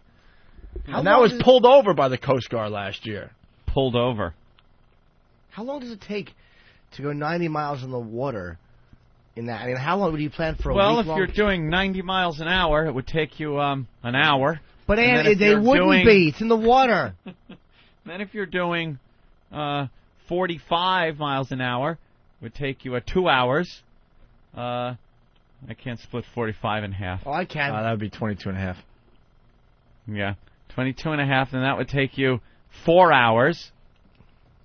11 and a quarter. What if you point the wrong way? 11 and a quarter. That would be 8 hours. But do you row? You could do that. No, they put a motor on there. Put a motor on it. Well, Anthony, what's this about? Go Pelican. I got to ask you Go something. Chevy. Officials wouldn't say what has happened to the refugees, although under U.S. wet-foot, dry-foot policy, Cubans intercepted at sea are generally returned to Cuba. Yeah. What is the wet-foot, dry-foot policy, Anthony? Well, that's what we were talking. Wet foot, you go back. Dry foot, you made the beach. That means you stay. What if or at least you could file to stay if you have, like, if you're a criminal or something like that, and it's not a political criminal. What if a wave then just they send happened you to back come anyway. in just as you were stepping off the boat, and it would have been dry sand, but the wave just came by, so now it's wet sand? I think as long as you're on the sand, you're fine. So if you're in the water, though, and there have been people up to their waist and in that's the good? water. No, you go back. What? You go back. They've sent people back. That What if were you're up to your their ankle? waist. Ankle? I don't know. It's probably a People that were probably that a close to marginal making call. it? Yeah, they were that close to making it, and they pluck them up, stick them in like a little one of those Zodiac boats. Never made it to the beach. Back out to the cutter. You're done. That blows. You're Yeah. that close. That close. That's got to be really... I feel bad for these. I mean, look, if you're willing to get into a car and go into a fucking ocean for 90 miles, you really want to get to America and get out of that shithole. But for a green car, I'll carve them up real nice. Another cab ride, she's going to love me again. Havana! You want Havana? And then they, what the Coast Guard does is they then take the Chevy or whatever they're driving across in and put a few explosives in it and blow it up. No. They sink them. Why? Yeah. It looks like a cool vehicle. They should make a museum out of this stuff. They should. All right, we'll play this little thing as we go to break. Drown, drown, Cuban drown, drown, Cuban drown, yeah, Cuban drown, drown, drown, drown, Cuban drown. Cuban drown, drown, drown, drown, Cuban drown. Cuban drown, drown, drown, drown, Cuban drown. Cuban drown, drown, drown, drown, Cuban drown. Cuban drown, drown, drown, drown, Cuban drown. Let's hear it for the refugees, give them a hand. Roll for days just to open up a taco stand. 20 Cuban float on a wine bottle cork. Guantanamo Bay is just a 5-minute walk. Cuban drown, drown, drown, drown, Cuban drown. Cuban drown, drown, drown, drown, Cuban drown. Cuban drown, drown, drown, drown, Cuban drown. Cuban drown, drown, drown, drown, Cuban drown. We took all your relatives, stay away. Remember Ricky Ricardo, Babalu, Aye. Mamacita, she's as big as a boat. You shove a motor up her ass if you thought she'd float. Turn around, round, round, round, round, Cuban drown. Cuban drown, round, round, round, Cuban drown. Cuban drown, round, round, round, Cuban drown. Cuban drown, round, round, round, Cuban drown. Cuban drown. Drown, drown, Cuban drown, drown, Cuban drown, yeah. Cuban drown, round, round, round, Cuban drown.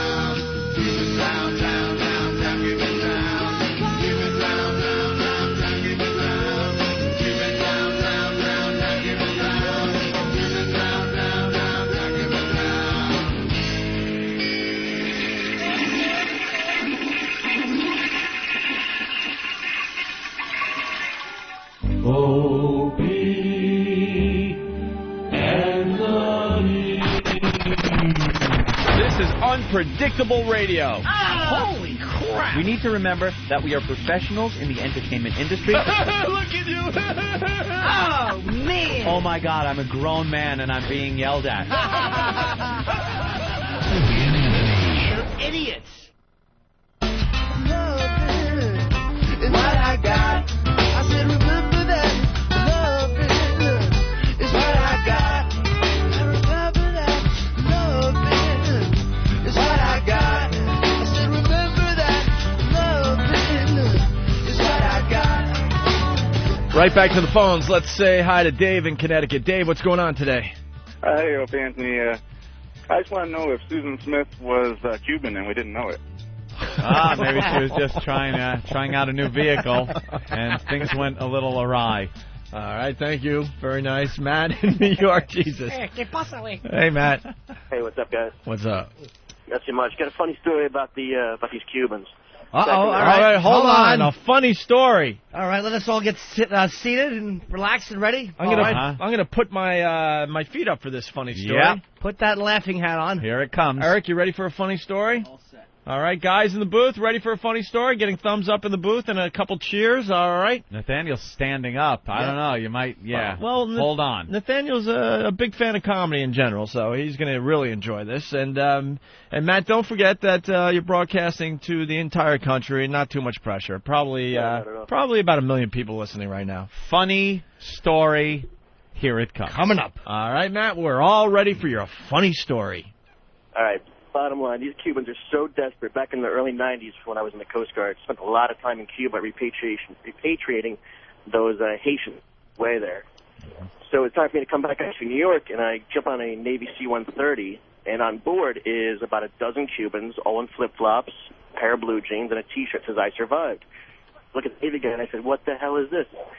He says, "There's a minefield between old Cuba and Guantanamo Bay, and if the Cubans can finagle their way through the minefield and get to the U.S. side in Guantanamo Bay, they get into the States. They're given a mud hut, a little bit of money, and start with their citizenship."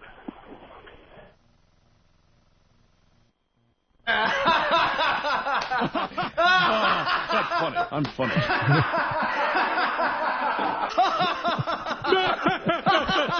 Yeah. You see that jerk?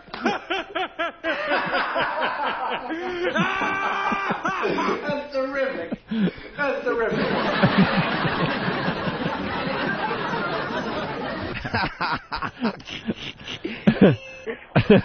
Jesus, dude, what the fuck? That was actually a very interesting story. It was interesting. I wouldn't have labeled it funny. Not funny. I think we use the term "I have a funny story" a little too much in this country. Yeah. Apparently, you think it's like funny story. a Three Stooges sketch. I mean, I enjoyed the minefield reference. Right. Funny story. Jesus. All right, Matt. Good job. Right. Thank you. Watch it out. All right, Anthony. Well, we have Tom Cruise on Oprah. We have Brad Pitt on Primetime Live with Diane Sawyer. So many hunks. Well, we've been talking about the Tom Cruise audio, so the guys finally got it for us. It's Tom Cruise on Oprah. Yeah. Jumping up and down on the couches and stuff. And pumping his fists in the air like he just don't care. Yeah. So in love. He's so in love, he had to shout it out to the world on the Oprah show in front of that audience. Eesh. You know what goes to the Oprah show, the audience? It's all the women that just love the Tom Cruise and any kind of like chick story they could get out of him, the whole lovey-dovey thing. They eat it up. Listen to them hooting and howling for him. Was he on the whole hour? Of course, I'm sure he was probably one of those Oprah shows where whole hour we got Tom Cruise. Shut up. Did you ever go to any of these shows? Never. No. I used to go to like Phil Donahue back in the day with my mom and my sister. Sometimes You did? My brothers would go. Yeah, you get the free tickets every once in a while. And really. And the best part is like when one of these shows has one of these studs on. Ooh. The women in the audience will all put their makeup on, extra special, thinking they actually might have a shot. Yeah. You see it at the Starbucks on 67th and Columbus. That's the Starbucks that all these Midwest, housewives go to before they go see Regis. And also before they go see Tony Danza. It's all filmed in that same studio there, the ABC studios. And you see the same thing. You're just going in there for your stupid cup of coffee, and they're all around tables getting their makeup done because, Tom Cruise or what have you is going to be on the show that morning. And they all think they have to look a little extra special. Extra special. They might, look out into the audience. You never know. It can happen. Never know. It can happen. These guys might be bored banging hot, perfect body Hollywood starlets. They might want a fat housewife. Hey, you. Yeah, you. The fat one with the Margaritaville sweatshirt and the little sweat socks pulled up over the stretchy pants. With your waterfall hair in front. I want you. That's right. It's like the fat guys that look at hot girls and always think, I could show you what a real relationship is like. Like when you go to a strip club. You know you got the really guy who's like shooting out of his league who wants the chick to recognize him for his personality. Yeah. And to see who he is and like to really understand that he's got something special. Yeah. And he doesn't. It usually ends up like that girl from My Sister Sam. Knock on the door and a shot out of a gun. What's that? Oh, you don't remember her? Schaefer? What was her name? Oh, yeah. Yeah. Rebecca Schaefer? Yeah, there you go. From the Mindy show. Yeah. She was like the she reason was all Mindy those stalker laws came up. Well, she didn't die, but she was Mindy from Mork and Mindy. She had her own show and the daughter in that show. Whoa. Yeah. She was Mindy from Mork and Mindy? Yeah, but then No, she was on the show. She was on the show. She played like her daughter or something. Rebecca Schaefer. Yeah. And she got shot? Yeah, some like crazed fan. I was going to say, yeah, crazed Some fan. stalker fan of hers kept saying that he loved her and sending her letters and everything. And then one day he just walked up to her door, found out where she lived and everything, knocked on the door. She opens it, and he just shoots her. And he described, I remember some show, it was really disturbing. He described, like, Yeah, and I just I shot her. She looked at me and went, "Ah!" And like he actually did like the scream and everything, and then she fell on the floor, and I ran off. What happened to her? Is she dead? Oh yeah, killed her right there. Oh yeah, done. Bang bang. She was probably just happy that she had a fan. Oh. I mean, why isn't he executed? I mean, why? Why? Yeah. Well, that kind of got the whole stalker law thing really rolling Yeah. because people didn't kind of take it seriously until then. Didn't take it serious. What does this have to do with Tom Cruise on Oprah? Let's see, because the audience thinks that they have a shot with these people. Oh, okay. Shot segued into that. Shot. Okay, here we go. Tom Cruise on Oprah. Something happened to you. Something happened to you. I'm in love. Yeah, he's in love. I'm in love. And it's one of these things where it's like, you know, you want to be cool. I was like, yeah, I like her. You know, she's cool. That's not me. That's not how I feel. So what happened? I don't know. I thought it was okay. So did it start with? Is it true that you called her for a meeting or Samsonite something? in front of her. Is that Throw true? her for a loop. Do you have to get into details of everything? No, yes.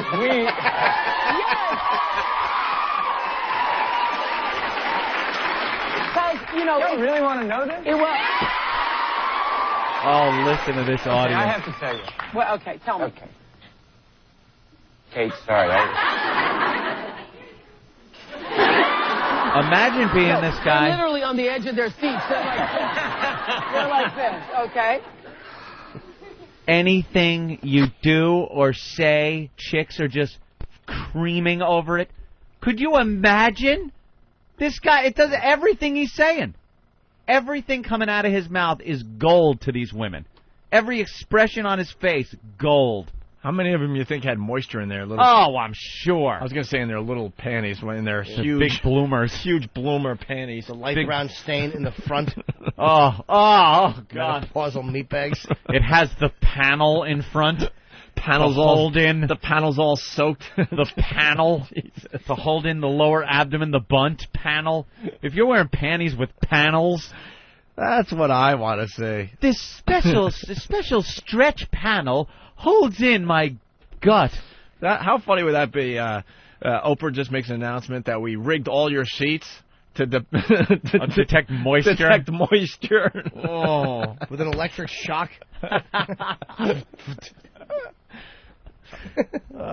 He does look very good for 43, though. He looks much younger. I don't know why I just said it like some celebrity gossip columnist. Like a couple of these guys are holding up, like they don't look their Malcolm age. McDowell held up until he was 19. When did Malcolm McDowell? 2 years after Clockwork Orange, he looks 53. Holy shit, that's funny. Was he really that young? No, however, well, they went with okay, Mick Jagger for scared that me. role originally. Thank God they didn't do that. Imagine. That's the bad thing about some of the celebrities that look young, but they're not. Because then a couple of years goes by and you kind of really look like you're old. But then the guys that have been in the business since 19, you know, they can be going for 20 years. And yeah. Like You watch them age slowly. Yeah, Brad Pitt's another one. He doesn't really look that old. No. If I had that kind of Bastards. training. But I mean, as a celebrity, I look kind of young, and that's the amazing thing. There A you lot of go, people tell me Jimmy. I keep my youthful exuberance. And now that you're growing your hair in for your HBO TV show, Well, you know, the HBO program, and none of that's I important. think it makes you look younger with the hair. Wait, they're making you grow it in? They want you to grow it in, or you're just no, doing I that? decided to do it. You know, it's a little decision I made for the role. For the role, some people gain weight, lose weight for roles. That's right. I only gain it for the role of life. For the role of lonely hooker lover. Did you see, what's his name, plays Christian Bale in the Batman movie? He's all, like, buffed out now. Did you see the last movie he was in? I sure did. The I Machinist? was going to bring that up today. Holy shit. You know, I was convinced they were using some kind of CGI effect on his body because he's emaciated. I happened to watch this last night on one of these dumb Hollywood shows, and he got down to 121 pounds for that role. Dude, he looks I know. totally like a concentration And he camp gained victim. 100 pounds to do the Batman role, so that Yeah. means he was over 200 pounds. And it's not only about gaining weight. You can't just sit there and stuff your mouth with Twinkies and go from 120 pounds, gaining 100 pounds. The guy is now like he's been in the gym for the entire time. Yeah. And he was just like a concentration camp victim. 121 pounds he got down to. Yeah. What'd you think of that movie? I didn't see it. Is it good? Oh, you didn't see The Machinist? Is it good? It's weird. I liked it. I like those kind of quirky, weird movies, but you won't really kind of. It's one of those that you got to see a couple of times, maybe. I'm writing it down. Look, I want to go see it now. Yeah. Who's he? What's it about? Is it out on DVD or anything? It's hard to even describe what it's about. Is he a guy who works with machines? Weird. Yes, he does. All right. And then there's some psychological crap going on and some delusions and, I don't know. Slender? Very slender. He is where you see his ribs, and I swear I thought they put in a CGI body somehow. Really sick looking. Oh, Hawk's got a picture of him. That Hawk is good. There you go. Yeah, let me go to the phones as we... There's even better ones than that really show how... Let's say hi to Brian in Boston. Brian? Hey, morning, boys. Morning. I wanted to explain Tom Cruise's actions. Okay. When he was jumping up and down and pounding on the couch, he was speaking to Oprah in her native language. Jesus. Okay. All right. Bob in Newton. What's up, Bob? Dude, I got to tell you, the worst part about this, boys, is I'm at work all friggin' day busting my ass. I walk in the fucking door after 10 years of marriage. My wife's already got the look on her face like, Tom Cruise was on friggin' Oprah, you're a douche, and this guy is the greatest guy on the planet. You're a douche. I mean, dude, I'm working all day, and I walk in the door, and I'm like, oh, how was your day? And she looks at me like Tom Cruise announced his love to that fucking hoe bag to the entire world, and I don't even say I love you before I go to bed. Oh, yeah, I mean, yeah. What are you going to say about that? All right. I don't know if he's a phony. It's always disturbing when you see a woman, like, melting over someone else. Yeah, I know. So I apologize to all you guys. In my case, it was the drummer for the Nixons. What? Exactly. Jesus. Oh, is that what happened? At least if it was like a Brad Pitt or somebody, like, all right, well, what are you going to do? I thought it was the drummer. What's his name from Bush? Oh, Gavin. Gavin Rosdale? Yeah, Gavin was huge with your chick. Yeah, that was one of many. At Gavin? Yeah. And we were talking with him, and the girls were there, and we were just like pieces of shit. Yeah. It always sucks when your woman is melting over someone else right in front of you. Oh, that's great. And it was like an opportunity, a situation where they were able to actually hang out and talk with Gavin. It was backstage at a show. And we're just standing there and like looking, going, oh, we're just done. We're done. And you know, but then we started feeling good about ourselves because Veruca Salt was warming up for Bush, and they wanted to have sex with us. They wanted to have sex with us badly, really badly. We were kind of we could have screwed Veruca Salt. We could have tag teamed them. The blonde wanted me, and the brunette wanted you. Yeah, and the brunette wanted you before she got fat. Yeah, and she's actually really cool. I shouldn't even say that. We talked to them over the years, but I remember the drummer of the Nixons. Yeah, that guy on the right. That's who. You liked him? Yeah, that's who the ex was like. You said, yeah. Oh, I didn't even say it. I better start listening more, because it's going to get me in a lot of trouble. No, Anthony, my ex melted over that douchebag. That guy. What are you gonna that blame, guy. What are you going to blame him for? Yeah. Jesus. All right, here we go. Here's another clip from Tom Cruise on Oprah. No, I know what he's doing. He's processing. He's trying to figure out what he is going to tell, what he isn't going to tell. Yeah, okay. What can he tell? When we met. You met. Yeah. Hey, we met. How? Oh, jeez. Okay. How? Oh, ladies, please. Okay. He's playing to this chick audience. He's doing the whole shy boy, like, oh, I'm going to talk about how we met and fell in love. He's playing up to this. This isn't the action star Tom Cruise. This is the, look at these housewives getting damp over me, Tom Cruise. I'm not buying it. I'll tell you how he met her. He pulled his cock out, and he said, Mission Impossible, Born on the 4th of July, Risky Business, and she... That's how they met. He showed his license. She realized it really was him, and she drank out of his mule. That's all he's ever got to do. That's all he's ever got to do. Mission Impossible. This guy doesn't have to sell himself. I don't know. I'm not buying it. I don't know. He's kind of shy. I like him when he's shy. It's cute. How? Just how? Just how? I admired her, and I thought that I wanted to meet her. So I called her because I wanted to meet her. Honestly, this is bullshit. This is all bullshit. This is and this is why people say Tom Cruise is gay. How did you meet? I admired her, and I feel. Wouldn't you go? Look at her. She's so goddamn hot. I was like, I gotta hook up with this chick. I gotta grab those tits. I need those tits. Gotta squeeze her ass. Right. You know, that's not the first thing you say. Is, oh, I admire her. I admired her. Fuck that. Look the fucking ass. I gotta grab that ass. Admired her. Admired. This sounds like, you know, I had my publicist call up her publicist. That's what I want and to arrange say. a meeting Exactly. because I have a movie coming out, and I feel it's good publicity for me to be in a relationship, even though I hate girls. Well, that's what people say. That's what I say. I know other DJs are apologizing for even assuming that. So let's all be careful here. Oh, be careful. Come on, Sid.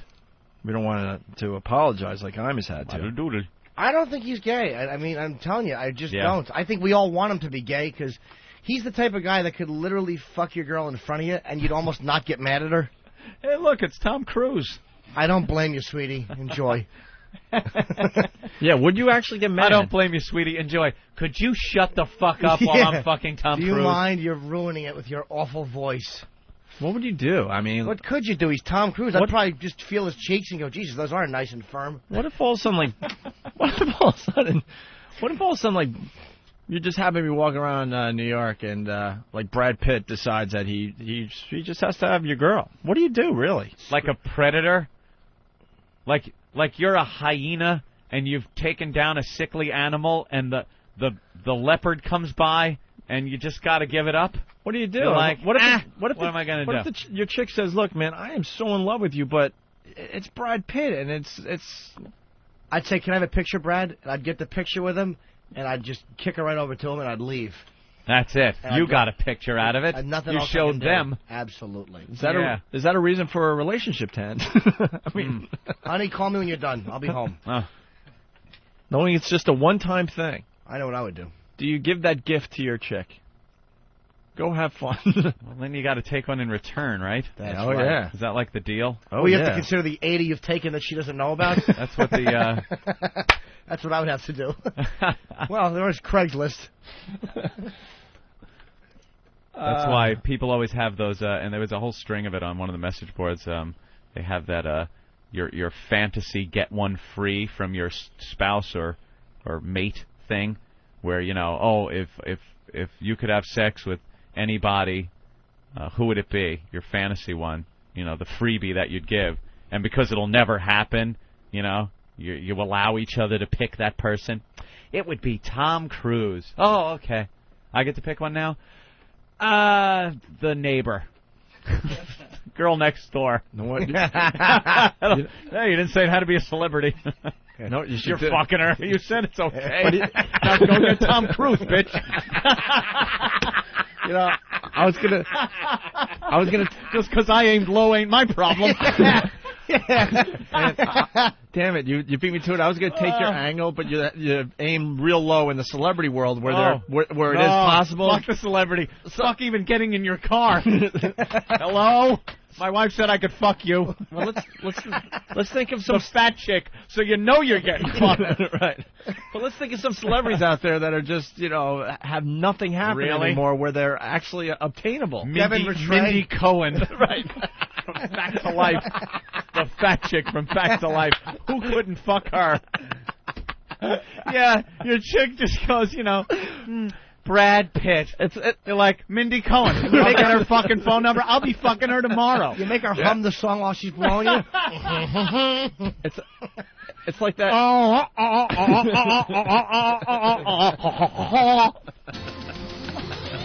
There you go. All right. Hey, good luck with Brad Pitt, sweetie. Yeah, I'm gonna fuck this pig. And she's going to be happy about it. And while you're at it, get Blair's cousin Jerry in here to tickle my balls. What is this, her eating before you fuck her? Yeah.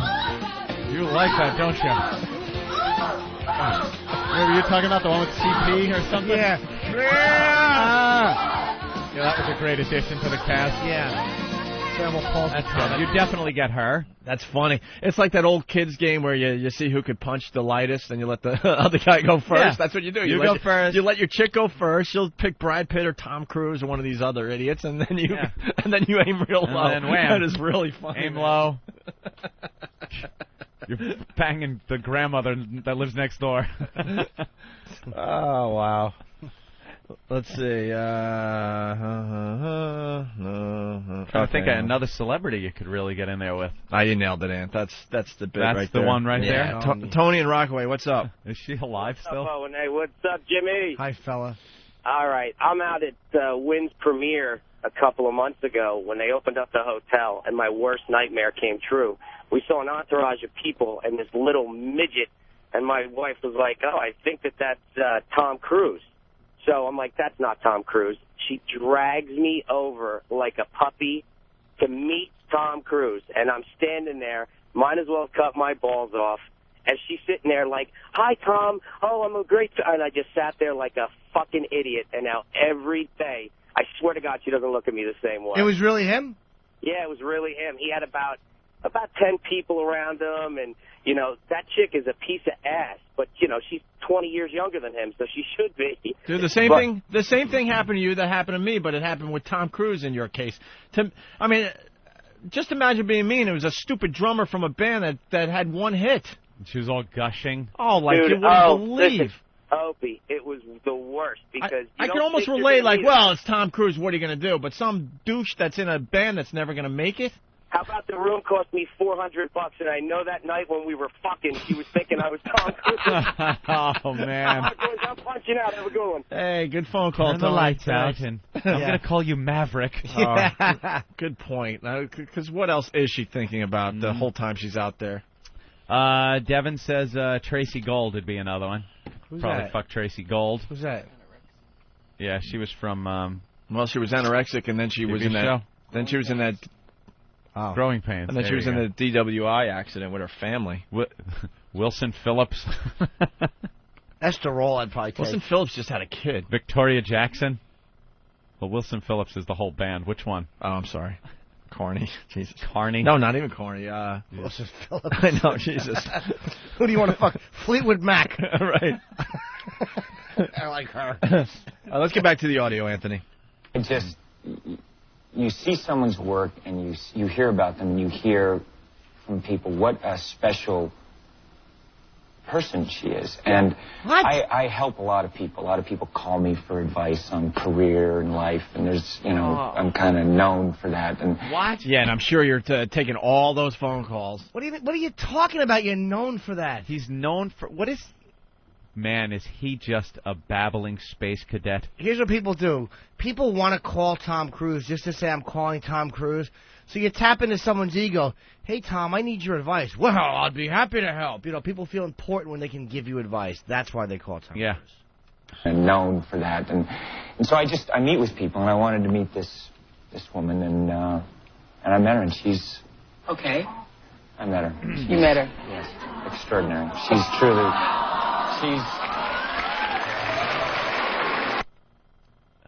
Oh, my God.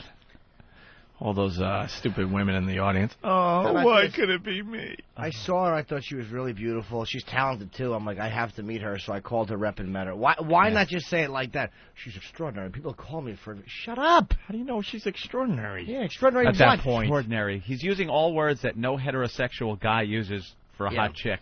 But here, here's the deal. It's really simple. When you start going out with someone new, you're attracted to them because of their physical beauty. There you go. That's the first You're not starting to think that she's extraordinary and I admire her and stuff. That's stuff you hope happens after the physical attraction hits you. You hope that she's not a zero. Your first thought is, I gotta feel the tits. Of course it is. I need that ass. And he gave himself away, too, and she's like, what made you like her? And he goes, well, it's like they said in Rent. No. Wow. Holy. Oh, my God. That's torture. Gay play reference, we get a nice chuckle. I thought incorrectly. Jerry, cousin Jerry, from the Facts of Life. Yes. With cerebral palsy. Yeah. She is the gimp in Deadwood. She's actually got a role in Deadwood. You watch Deadwood? Anyone? I should. Yeah. I hear it's a great She's the show. one that She has cerebral palsy in Deadwood. That's nice. It's like a pretty good role she's got there. Sure, she's terrific. Could you just hear what I said? Amazing. No. That's all I could add to that was, I hear it's a good show. I should watch it. I That should was watch cool. it. That's what I had That's on it? Deadwood. Jesus. Yeah, Deadwood's good. I've never seen you like that. I've never seen that. I know. I've And I never thought, seen you know that. what?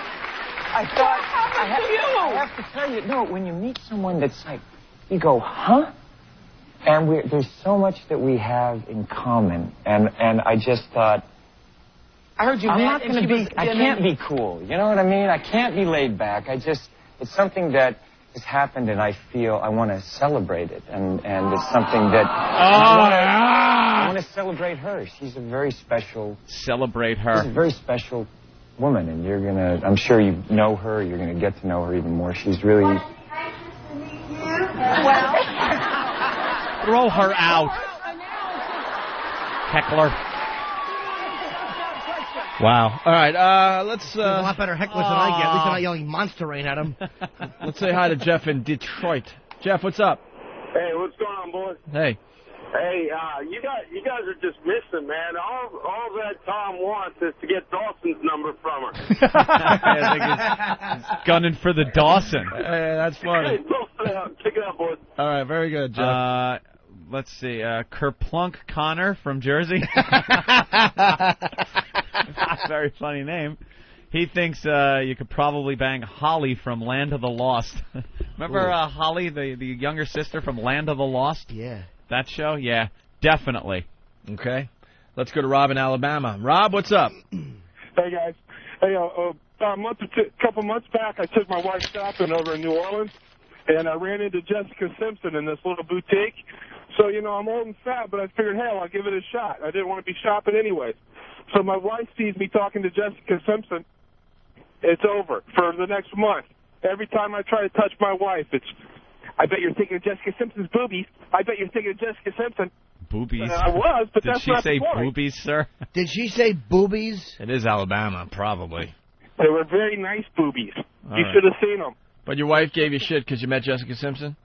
Well, because I was trying to pick up on her, but I think she was just being nice because, you know, Rob, why are you lying? You weren't trying to. You didn't think you were. weren't trying to get action from Jessica You Simpson. were just Stop chatting it. with her. You got to take your shots when you can take your shots. I'm never going to get that shot again. I mean, what the hell? All right. Trying to pick up on her. No, what would you possibly Hi, say to her? love your show. Hi. Maybe you want to go to a movie? Yeah, you know, maybe I was thinking, you know, maybe sometime if you're not busy, we go out. Let's go to Zeno. Zeno. Hey, so she's, mounting over a drummer. Weren't you jerking off the NASCAR? Well, my ex liked the drummer of the Nixons and made it perfectly clear in front of me, and I jerked off to NASCAR. Yeah. Yep. Well, that was a great story, but I was whacking to porn, and someone decided they couldn't sleep in the middle of the night and came downstairs, and I had to quickly change the channel. And I was hungry. I came down to get something to eat. And all of a sudden, I just quickly hit whatever. I went back to regular TV, and there was a NASCAR race on. And you would never be watching No. NASCAR, so your chick is like... And stupid me, I hit the remote really fast and then threw it on the coffee table, making believe I was just watching this the whole time. And there's NASCAR going around the track, and I'm under a blanket and I can't move. And, it was a very uncomfortable situation because it was very obvious at that point what was going on. Yeah. All right, another clip from Oprah. Katie once told 17 Magazine that her dream was to marry Tom Cruise. So, I've been in the dream-making business this year. Are you in the dream-making business? Oh, are you? Huh? Pop the question. I don't want to disappoint her.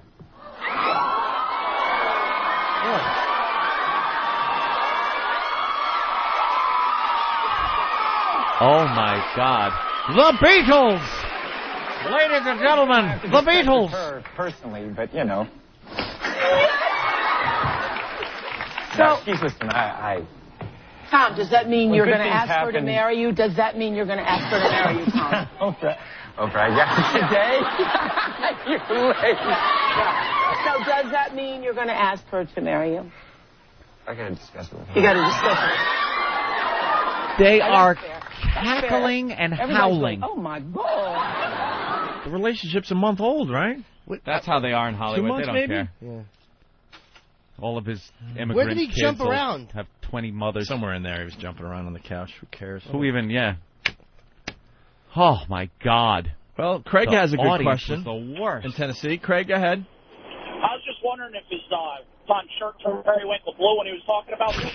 Was he wearing a periwinkle shirt? What faggot would wear periwinkle? Periwinkle. I love the callbacks on this program. Will in D.C., what's up, Will? Hey, what's up, Owen? Hey, what's up, Sweet Tits? Hey. My celebrity that I want to fuck, and I actually had this conversation with my girlfriend already. You guys are a little older than me, so you might not be with it, but the girl that played Stephanie Tanner on Full House, named Jodie Sweetin, hot as shit. Jesus, the girl was like 8 years old on the show.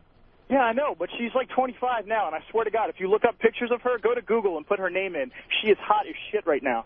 All right, let me take a look. I'm always willing to see if a little girl turned out hot. Yes. Is that spelled with a E-N or an It's S-W-E-E-T-I-N, I think. Yeah. What? E-E-I. No, it's not E-Y. E-E-T. E-Y. No, E-T. There's no, it's not coming up any matches. I told you, it's E-Y. How do you spell that bitch's name? He told you. S-W-E-E-T-I-N. Yeah. S-W-E-E-T-I-N. Right. J-O-D-I? No, why? What? Fuck her first name. You don't need her first name. E-Y. You don't need her first name? Shouldn't. No, you shouldn't need her first name, Yeah, man. Right? guys. Not that hard. Nah, I wouldn't say hot. Dude, you're a sick man. Seek help. I can't find any up-to-date... I found a picture of her when she's like 5. What are you, insane? Where... I'm trying to find a picture of her. I'll post on the forums. You'll see. All right. Thank you, Will. Yeah, thanks, guys. All right. FBI, trace that call. Yeah, really. Trace that call. It's coming from upstairs. Coming from upstairs. Okay, why don't we play this as we go to break? I hope he's listening. If you are, man, this one's for you.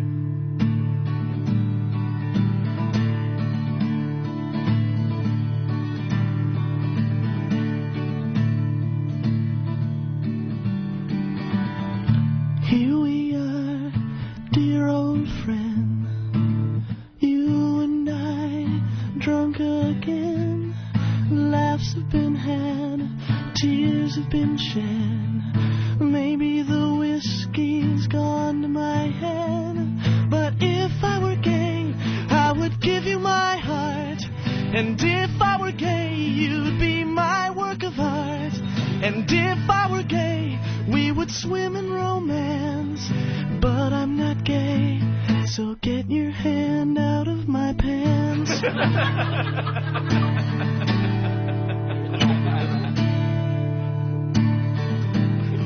It's not that I don't care, I do. I just don't see myself in you. Another time, another scene, I'd be right behind you, if you know what I mean. 'Cause if I were gay, I would give you my soul. And if I were gay, I would give you my whole being. And if I were gay, we would tear down the walls. But I'm not gay, so won't you stop cupping my hand? It's radio, you know. We've never hugged, we've never kissed. I've never been intimate with your fist. But you have opened brand new doors. Get over here and drop your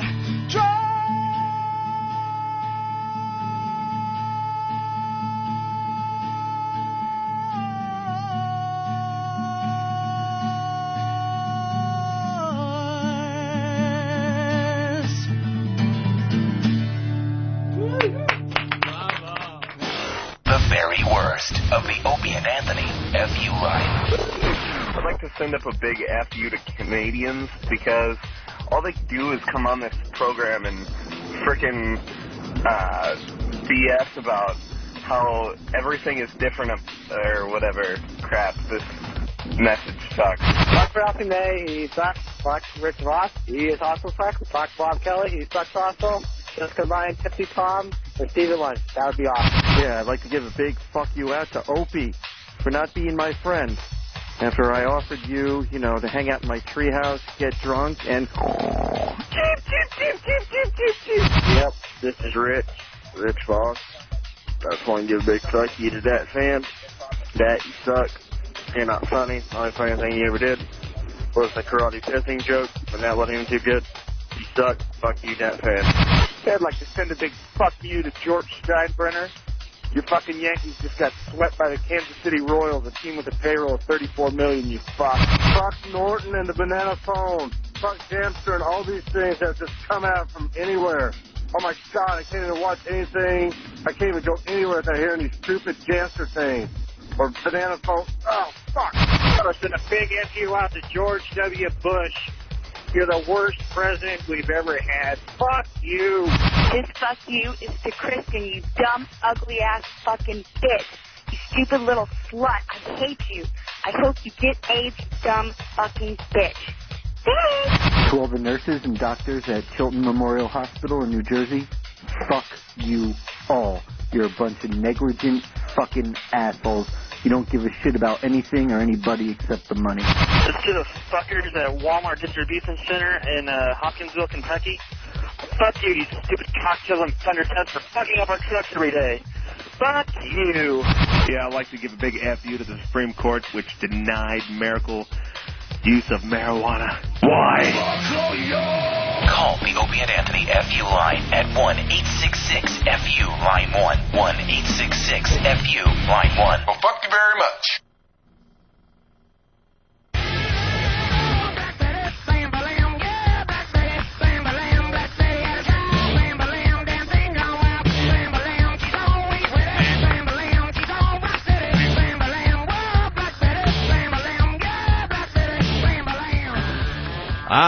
Is it true Bob Saget is calling the show today? In a few minutes, it looks like. That's cool. Really? I was just thinking the other day, Anthony, why haven't we done Sexy Estate in a while? We haven't had anybody calling up that wanted to have sex on the phone? We have a brand new audience. They probably don't even know we have this ongoing contest called Sexy Estate. I couldn't even tell you what the Sexy Estate is at this point. Sexy. Does anyone know? I don't remember. I know Pennsylvania was up there for a while. Yeah. Someone beat out Pennsylvania, though, with a fine showing. I don't remember, though. Not a clue. Maybe tomorrow we could get some of the examples of Sexy Estate. Mm-hmm. Give the people a little something tomorrow. Yes, sir. Yeah, and we like the Sexy Estate thing. It pops up from time to time. Mm. What about that What's in My Pants? Haven't done that in months. Haven't done that in a while either. Just thinking, that's all. A little thinking going on. I'm wondering what time we used to take those calls. Thinking, were a lot of those sex things in the 6 o'clock hour when we used to be on at 6? When people were still maybe a little drunk. Yeah, on the West Coast, it was still nighttime. We definitely got some West Coast action on that. You're right. So perhaps our changing times might have. There's morning sex going on all over the joint. Yeah, all over the place. All right, Anthony. Brad Pitt and Angelina Jolie. We're a regular little gossip show today. Well, just today. We go in stages. In spurts. Just seems like there's a lot of this stuff out there, so why not cover it? Front page news. Front page news. It gives us fodder to go off on some weird tangents. That's all we're looking for on this show. Bring us material and we'll make shit up. That's it. That's what we do. That's what we do now. It might just sound like a dumb Brad Pitt Angelina story, but you never know. You never know. One never know. All of a sudden, we went from Tom Cruise to Anthony banging the fat chick from Facts of Life. See how this works? That doesn't sound good at all. Well, Brad Pitt and Angelina Jolie may have checked into L.A.'s W. Westwood Hotel as Mr. and Mrs. Smith. That's the movie name. I wonder if they did. After they attended the movie's nearby premiere Tuesday night, an eyewitness saw the photogenic couple enter room 816, and as our spy was leaving yesterday morning, the couple was... You stay out of room 816. I really wish they were room 237. She got out of the tub all old and drowned. And he backed out frightened. Yeah, he did. And as our spy was leaving yesterday morning, the couple was wearing bathrobes as room service delivered their breakfast. They both have AIDS? Oh, well. One was brought into a barber shop across the street. They fill you all full of pills. Are they banging or not, Anthony? Let's go around the room. No. What? I say no. This is another publicity thing. This is publicity. The stunt. Mr. and Mrs. Smith. They checked in under Mr. and Mrs. Smith. There's publicists behind all this stuff. They're eating this up. They love it. Movie coming out and they're getting this kind of press. I don't think they're banging them. Put on robes. Put on robes when room service comes. Yeah, room service will come. Look, we have this idea. You know how that shit works. We have an idea. After the premiere, you two, we've already reserved a room over at the W. Go over there, sign in under Mr. and Mrs. Smith, because then that's the name of the movie. And then, of course, we have your rooms set up, different rooms, under different names that you'll go to and actually sleep in. But in the morning, we're going to have you go into the one room and then come out for room service in your bathrobes. Oh, this is going to be great. Oh, you nailed it. That's what they do. If they were fucking, it. you probably wouldn't even hear about it. Wouldn't make this much of a fuss over it. I know. Making sure there's eyewitnesses. An eyewitness? It's another publicist. Or somebody that the publicist tipped off. That they know talks to the press. It's all set up. All right, you nailed it. I want to be linked to a pretty girl like that, just so the papers can take a picture of me and Angelina on the beach. Who is this fat pig? You know, that's the worst thing about if you were just a regular guy going out with one of these hot Hollywood chicks. You'd think it would be like the Brad Pitt story where they'd be taking pictures. Ooh, what are they doing? Are they having sex? Here they are on the beach. It would just be a story about what is this slob doing with this gorgeous woman. And it would be every bad picture of you with her and just bashing you constantly. I'd wear Speedos all over the place, my rotten gut, my appendix scar, and she could just dote on me and touch my stomach. Wouldn't that be a great picture on the beach, her laid out in the sun with a knee up maybe, just kind of basking in the sunlight, and you in a Speedo with your hands on your hips squinting, like just looking up somewhere, squinting, huh? Like you're like, huh? Us checking in at hotels, me like always in a pair of shorts with no socks and an open like Hawaiian shirt, and she has to carry the bags. She's carrying the bags. I carry nothing. You got a cup of coffee in your hand. I don't tip. I walk through the door, I bark orders at her. Come on with the bags. What great pictures this would make, man. Just a cup of coffee, you're walking like 5 steps ahead of her. Yeah. But hustling the bags in there. Like De Niro when he's walking down the street to beat Joe Pesci in Raging Bull. That type of an outfit with the awful shorts, maybe the high socks, the open shirt, and the gut. Black socks. Yeah.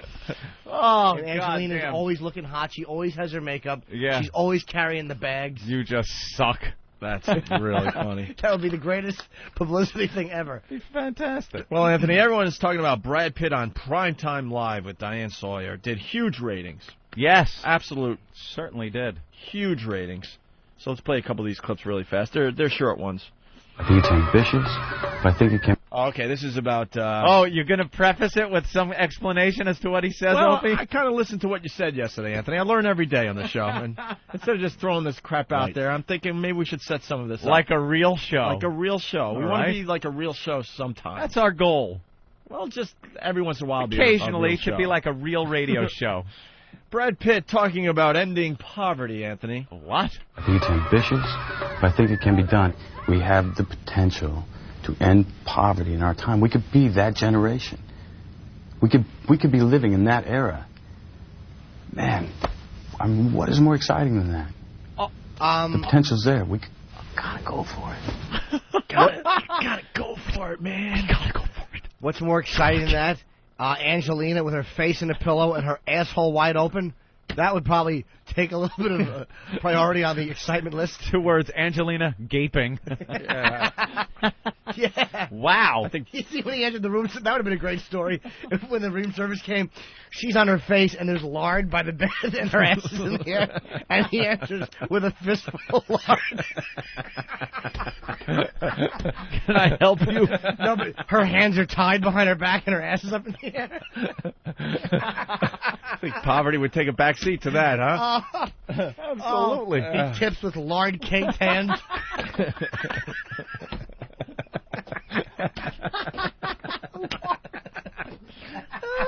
Give him a 10-spot hole grease. With lard. Yeah. No explanation. Your one shirt sleeve is rolled up. See, that's proving that Hollywood, these guys just don't have a sense of humor. Because like Anthony set up the whole scene with the publicist, setting up these things. There's got to be one guy in Hollywood that goes, "What the hell? Let's really throw this over the top. This setting up scenes. Go on, get a tub of Crisco." Right. You. Right. You're gonna be tied to the bed face down. Could you whimper? And Brad, let's spread the lard on your arm up to the elbow. Oh, man. That's a good one. He answers, and he's got like that the lard, those shirt sleeve rolled up, and a clothespin on his nose. Room service. Ooh, pardon me. Keep this under your hat.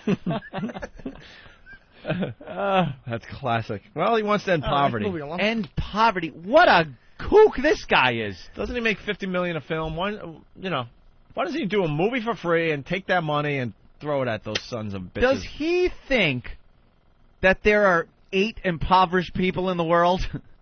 8? That you could just dole a few bucks out and the problem is solved? Does he understand how huge poverty is? And it's going to be ended in this generation, it could be? No, it won't. There's been poverty since there's been people, and there will always be poverty. It's it. Stop it. I just can't get the image out of my head. Brad Pitt with a fistful of lard tipping. What I tell you guys, see, the Brad Jolie thing sounded boring going into it, but now look what you got to take home with you. He's tipping with a lard hand. Lard. Where do you get lard? Such a great word. What I get, I live with it under my shirt. Well. Let's get back to these clips with Diane Sawyer. All right, he wants to end poverty, Anthony. He's asking others to join him in a nationwide movement called the One Campaign.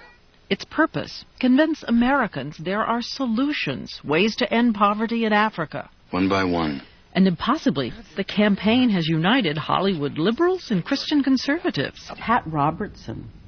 Yeah, it's fantastic. It's in there. Yeah. Aren't we tired of these dividing lines that separate us? What is his common denominator? Common denominator? Something can be done. In 10 years, we could halve extreme poverty. We could cut it in half. In 20 years, we could end it. And what was it you saw that you could do? I guess shine some kind of light on this. I mean, I can't get out of the press. These people can't get in the press. So let's redirect the attention a little bit. If you start fucking some Ubangi women, that'll get them in the press. Yeah, by the way, I am tired of those lines that divide us. The guys that can fuck Angelina and the guys that can't. Oh, they are so delusional. I mean, you don't hear about hungry people in the press. You're right. You never hear about them. We are the world. Never. Yeah, We Are the World couldn't get the job done. I don't think Brad Pitt can. What you see is these fucking starving people with stupid baskets on their heads. We get it. You're hungry. You want to end poverty, start handing out condoms. Lots and lots of condoms. Exactly. Rewinding a little bit, Anthony, the lard in the hand, answering the door. Freddie B makes a good point from Philly. It's like the scene in Fight Club when he answered the door naked with the kitchen gloves on. I never saw Fight Club. Oh, God, Fight Club's a great movie. How did you never see Fight Club? God, I was always against Edward Norton. No. Why? Because of your name? No, I just never. I like him Jim now. Norton. I mean, I don't. You don't dislike think he's him a good now. actor? I didn't. For a American while. History X? I think he's really good. I thought that was a good movie. Oh my God, he was amazing. What about the first in that. movie he was in? That one where he Primal played... Fear. You didn't like that? You didn't like Primal Fear? Was not impressed at all. I thought he was very good in that. It was kind of what made him a star. I know. That's why I kind of resented him. I did like him in a lot in the. I just didn't like the movie. I liked him a lot in the Brando film with Robert De Niro and Brando. The Where They Steal. Yeah. What's that? Shit. Where he played the retarded guy. Yeah, he played the retarded guy. Who was faking it. That was good. That's another role where you kind of just playing a retard. American History X is good. That was really good. I thought that was another really, really good movie. Although the director one time, Tony Kaye, was at the Comedy Cellar. Yeah. So I asked him to sign an autograph. I was too embarrassed to ask him, it's for my kids someday. So he signed an autograph to Jim's kids. Oh, shit. Are you kidding? No, what a tool I was. The Score. Ah. That's what it was called. The Score. I don't mind. Look, when artists are doing stuff to help starving people, I got no problem with that because that's not really a political agenda. That's true. That's fine. It's like...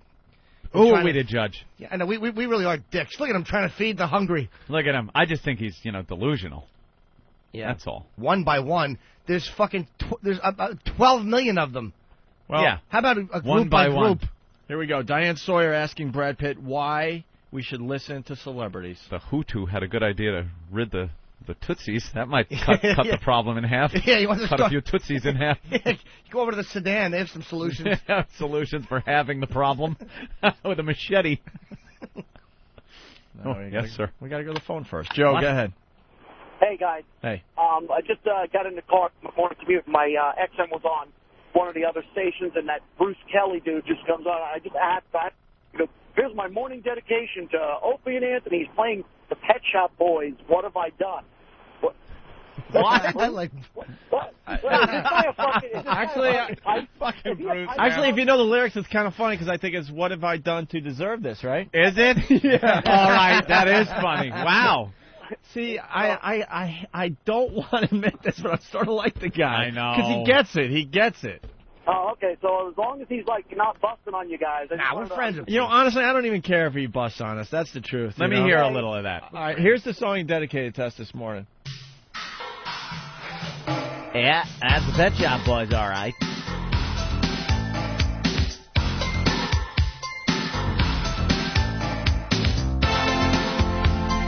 Enough of the intro. Long 80s intros. It was the thing to do. Don't have a long intro if you have nothing special in the intro. You know what I mean? Yeah. Come on, here it comes. Right now. More intro? More intro. Boy, this song stinks already. You always wanted a lover. What? Jesus, Bruce. Yeah.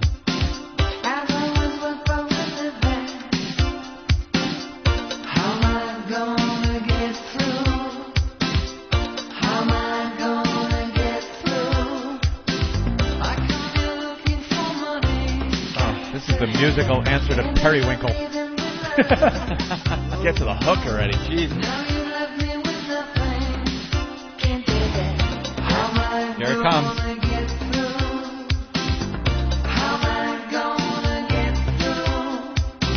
I brought you drinks, I brought you flowers, I read your books and talked for hours. Every day so many drinks, such pretty flowers. So tell me, what have I done to deserve this?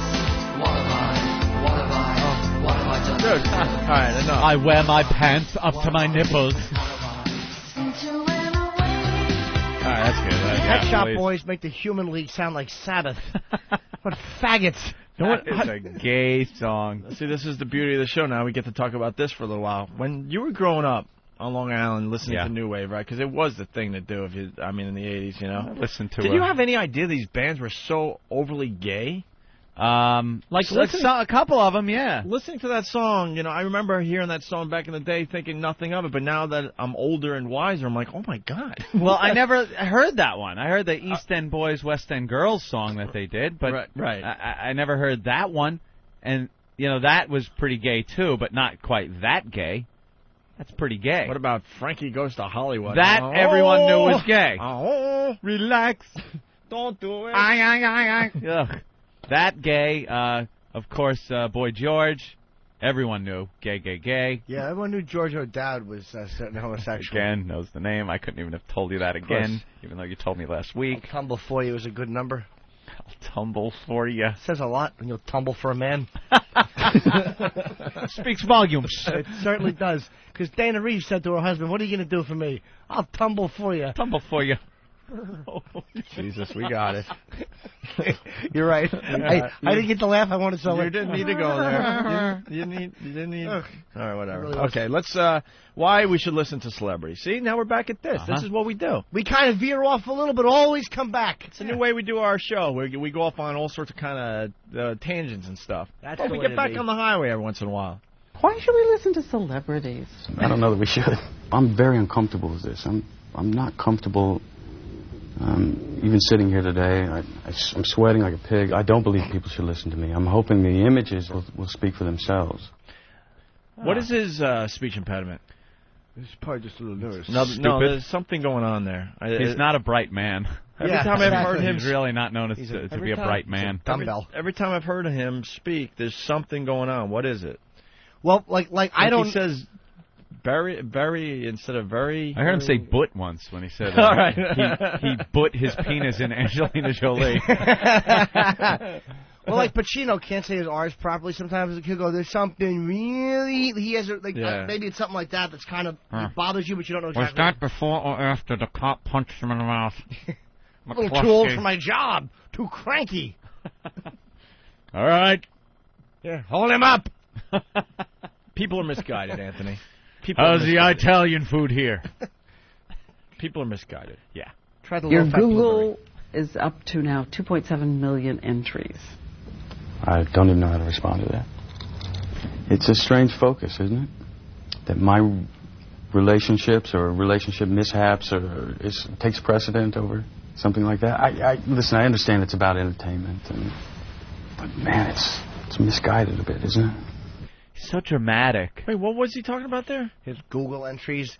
People have Googled him that many times. Oh. Yeah. 2.7 got like huge million. Google entry 3 million Googles. numbers. Hey, let's see how many Googles we have. Can we can't- Google Opie and Anthony? You can't see how many you have. Yeah, you can. You can't. Google entries. We have 244,000. 244,000, and how many? Put in Brad Pitt. 244,000. Taste of reality. Brad Pitt has 3.3 million. Let's all right. Let's go with Google entries. That doesn't mean Google people who are looking for you. Just entries. No, it's how many Look hits. for Bob Kelly. Well, let's go with Jim Norton first. Robert Kelly, who broke his knee, man. He's got 12 million. Different Robert Kelly. Yeah, there's a bunch of All right. Come on. All right. Let's go with Rich Voss. There's a name not many people have. Rich has 1.4. That's gotta be. That's impossible. Like every rich. Yeah. Yeah, because it highlighted the rich part. Yeah, it takes. All right, now just Voss. Okay, now he's got his name. It's 19,900. Oh, okay. How about Norton? Now you see Jim Norton. Why? What did you do to make it work like that? Just Voss. You got to put just in put quotes Voss. and then it's In quotes. No, you just do the quotes for the whole name. Jim Norton. But there's a 74,200. Put in Nathaniel. Nathaniel, what's your last name? Bryant? Bryant? Ah, look at this. Don and Mike, 14,000. Of course. Yeah, but no one's listening. But no one's listening to us. Shut up. You asses. Nathaniel Bryan has 659 entries. Very nice. Nice. How many are from his IP address? Let me just sit in it. 'Cause I couldn't think of computer. Let me just sit in it. How many are from his IP address? But you can all of them. Good point, Liddy. Guys, why is marriage ended with Jennifer Aniston? This should be some good audio. Why did your marriage end?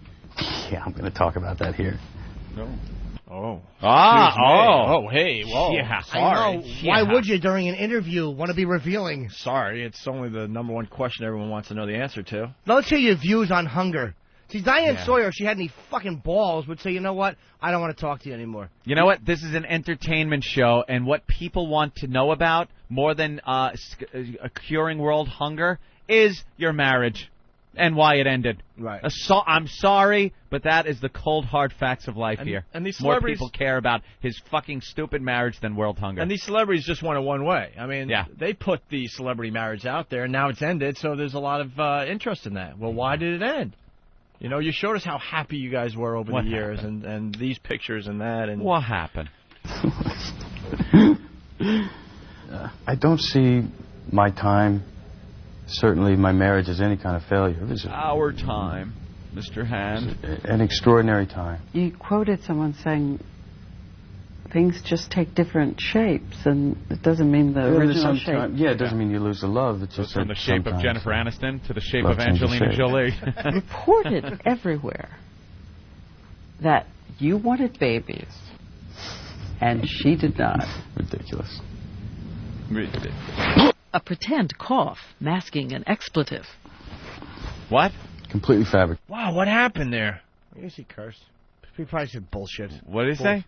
Did he say bullshit? Is he pulling an old Bluto Blutarsky? Yeah, bullshit. Bluto Blutarsky. Bullshit. Delta Nathaniel House knows. Yeah, so I got he did that old bit where you cover up the swear with the cough. Hold on. But he did it enough. Eat me! They couldn't even have all of it in there. So. Oh, so that's just So they just have him saying bull S, and then they cut out, and then Diane Sawyer cuts in. Let's hear it again. Ridiculous. A pretend cough masking an... Bull! I heard bull. Yeah, okay. That Brad's got personality for miles. That's funny. Just hunger is bad. Oh, this guy's deep. Blow me! Blow job! Eat me! He didn't even do it right. You don't cough, then say it, then cough again. Blowjob! Stupid ass. Bullshit. That's a guy who didn't have to be funny growing up. Right. That's exactly. The guy never knew how to do that. He Look saw at a us funny guy haters. doing it. Look at us haters Good here. point. Why am I trying to have something he doesn't? Yeah. A pretend cough masking an expletive. Completely fabricated. You know, what you'll find with these stories is they usually will turn one of us into the good guy and one of us into the bad guy, if you look at it closely, or even not that closely. And it's ridiculous. Most of these stories, you get probably 2% real fruit juice, and the rest is just garbage with no nutritional value. All right, a little analogy there. He's the High king of C. analogies. Little high C analogy. Yeah. Kool-Aid. The Kool-Aid analogy. Yeah. This next clip, something was a brave decision. What? You don't know? How would you work it into a preface for the clip, though? Well, if this was a real radio show, I You'd would say something like, I would get and more Brad info. talks about a brave decision. Right. Like, I don't know what it is, but fuck it. Brad speaks about a brave decision he made. Right. All right. Concerning, but all I got What? is, I don't know, he did something and it was a brave decision. He did something. I don't know. Do you really want to have a real radio show? No. Okay. As far as I know, we get one shot at this thing. We get one time around. And it better be everything you want it to be. Meaning it's up to you to make that. And that's it. That's it. I actually think it was a really brave, conscientious decision on our part. I mean, we'll see. Splitting up? Is that what he talked about? Getting a divorce? Yeah. Yeah. Being brave enough to know that the relationship was over. Yeah. That is brave. And that there was Overcome. hotter tail out there. Yeah. That needed to be explored. Fistful of lard out there. That is brave, though, when you're Brad Pitt to risk not meeting a girl. I know. That's pretty brave. No, yeah. It would be brave if it happened to Jim Norton. Yeah. Or Whenever I tell a girl, it's balls. Right. When John Madden leaves a relationship, it's brave. Yeah. That is a good point. Yeah, that's real brave. Like, they're not just lining up and Brad yeah, Pitt could just go out and go, I'm going to see how many girls I could fuck tonight. Just going to see how many. I'm going to try to set my all-time record. How many different smells I can get on my bag Right. in one evening? Yeah. Yeah, he's such a brave man. That's brave. He's They brave. finally got to We him. are really sad in this room, though. Just bashing him. We should be, though. Just bashing him because he's He's good looking. Yeah, but we're honest and he's not. At least we expose ourselves and embarrass ourselves and don't We hide have behind. to be, though. Understandable. That's part of the personality that has to outshine these good-looking guys. I understand it. We're chimps. Believe me, I don't know what we do is to make up for the fact that we don't have full, juicy, kissable lips. It's fucking a bread. chore. It still makes me sick, though. All right. She and Pitt working together for the first time. When you first met her, what were you expecting? I mean, had you read all the stuff, the tattoos, the blood in the vial? He won't comment, but describes Jolie as not what the publicity leads us to think. No, well, I have great respect for her. She's a good egg and a great actress, and I admire what she's doing. Admired The again. UN work. And So, let me try some of these questions. all right, let's go. Personal questions, which I abhor. Did Angelina Jolie break up your marriage? No. Are Let's you- handle this like a game show. No. Everyone says she's a homewrecker. It's a good story. But, I've been in these tabloids for 14 years now. At some point, you just become the Zen master of it all. Wow, she used the oldest trick in media. Yeah. Everyone is saying. Everyone is saying. Really, Diane? Name a few people. Sourceless. Right. That is just the way Everyone is the saying. media can put things without ever having to come up with who it was. Everyone is saying. Everyone is saying. People are saying. Right. I didn't say it. Fox News does all the time. People are saying. That doesn't make it news. No. Because people are saying. But then they could report it, and it's not their opinion. It's not their question. People are saying. Everyone is saying. Everyone If is Brad saying. Pitt abhors personal questions, understandable. Don't do an interview with Diane Sawyer. Right. Just don't do it. What's status now? That's what we're going to find out here. What's status now? What's status now? Yeah. Is that the preface to that one? Yeah, you want to guess? What's status now? His relationship with one of the chicks there? All right. I'll go with Angelina Jolie. Angelina Jolie. And just to make it interesting, you go with Jennifer Aniston. Jennifer Aniston? No, because I know they're broken up. I'm going to say Angelina Jolie. But that doesn't make for interesting radio, because then one of us can say, see, I was right, and the other guy goes, damn it! So you go with Jennifer Aniston. All right, I'll go with Jennifer Aniston. All right. And you'll go with? Angelina Jolie. Jimmy? I'm going to take Kim Fields. All right. So what kind of relationship is this now? Are they officially together? We give it a try. There's a lot still to knew I was right. just put in place. Listen, I don't know what the future is just yet. There's still things that have to, I guess, be answered for me individually. Are you going to be able to keep this up, not talking? Not talking about it? Well, it's not. It's more that there's not so much to talk about, at this time. Lard. If there is, I will. Well, there's a couple things that are going on here, right? One, they're not talking because they're getting a lot of great publicity out of it. By not talking. Leading up to the movie that's coming out, Friday, Mr. and Mrs. Smith. And the other point you brought up the other day, there's got to be some kind of, divorce thing here. Yeah. There's still pending litigation. At this time. So All he could say... Yeah, he probably can't elaborate on their relationship and how far into it they are and when they started and what they're doing and what he's spending his money on, things like that. I bet you if she was 300 pounds, though, and they asked him and he wasn't with her, he'd go, no, I'm not with her. Yeah. She's a friend. I admire her. That's not fucking... Stop with the bullshit for I admire her. Do you really? I admire her. I admire Brando. I want to fuck Angelina Jolie. Yeah. Ugh. Yeah, they're never honest with that. Can we please at one point talk about this? Oh, of course. We can talk about that next. Please. That and the Bill O'Reilly cruise. We'll do a little cruise break next. Ooh, I can't wait. All right. You I guys just know want to? that's what I'm doing. I'm taking a River Rose cruise. All right, we'll get into that next. Oh. Why don't we play this? What is it? No. What is it, Opie? I want to play this again going to break. What is it? It was very, very good. Came in overnight, and there's new listeners right now because they listen to the show at different times. Harry T sent this in. It's great. Doesn't need a setup. Check it out. Look, he started to touch me. He started to grab me. I told him to stop. He didn't stop. I hit him back. And then he got really angry. He pushed me out of the car. What do you want, fuck? Rocco, you want some? Huh?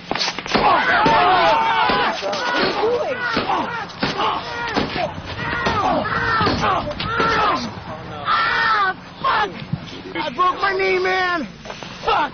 I swear my fucking mother, if you touch her again, you're dead! Oh, hold my hand, man. I gotta squeeze some. Fuck! Like sand through the hourglass, so is the Owenay virus. Every rapper in the world wants a video game now. Is that the thing now that they have to have? They have to have their own video game. Like, rappers are very competitive. We know this. They kill each other. They're so competitive. And, you know, it was sneakers and then, you know, clothing deals, their rides, whatever they're driving around in. And now they're very competitive about having video games. Well, the nice thing, about video games is their egos can actually, they're like, give me some of that wire fu. Maybe like flying through the air with my kung fu skills. Oh, that's what they want to be like, superheroes. Because they're always talking trash about how hard they are. Yeah, man. I wants like wings and shit. That is really funny. I wants to get up on time, be at work and shit. Yeah, I want this to be like really whack, like something completely unrealistic. Have me raising my kids. Yo, man, how about this? I get pulled over and shit, and I present the proper paperwork. Right. Shit, I don't back talk to the cops or nothing. Oh, damn, I got an order of protection. I lost 20 points. Yeah, boy. One time in a video game, I want to refer to my baby's mother as my fiance.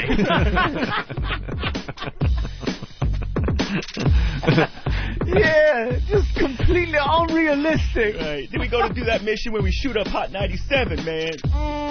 Yo, how about this in this video game, man? Somebody does some shit in my community, and we actually take personal responsibility. How are you supposed to program that in? That's too unrealistic. Just have me flying and shit. Opie and Anthony, the virus is spreading.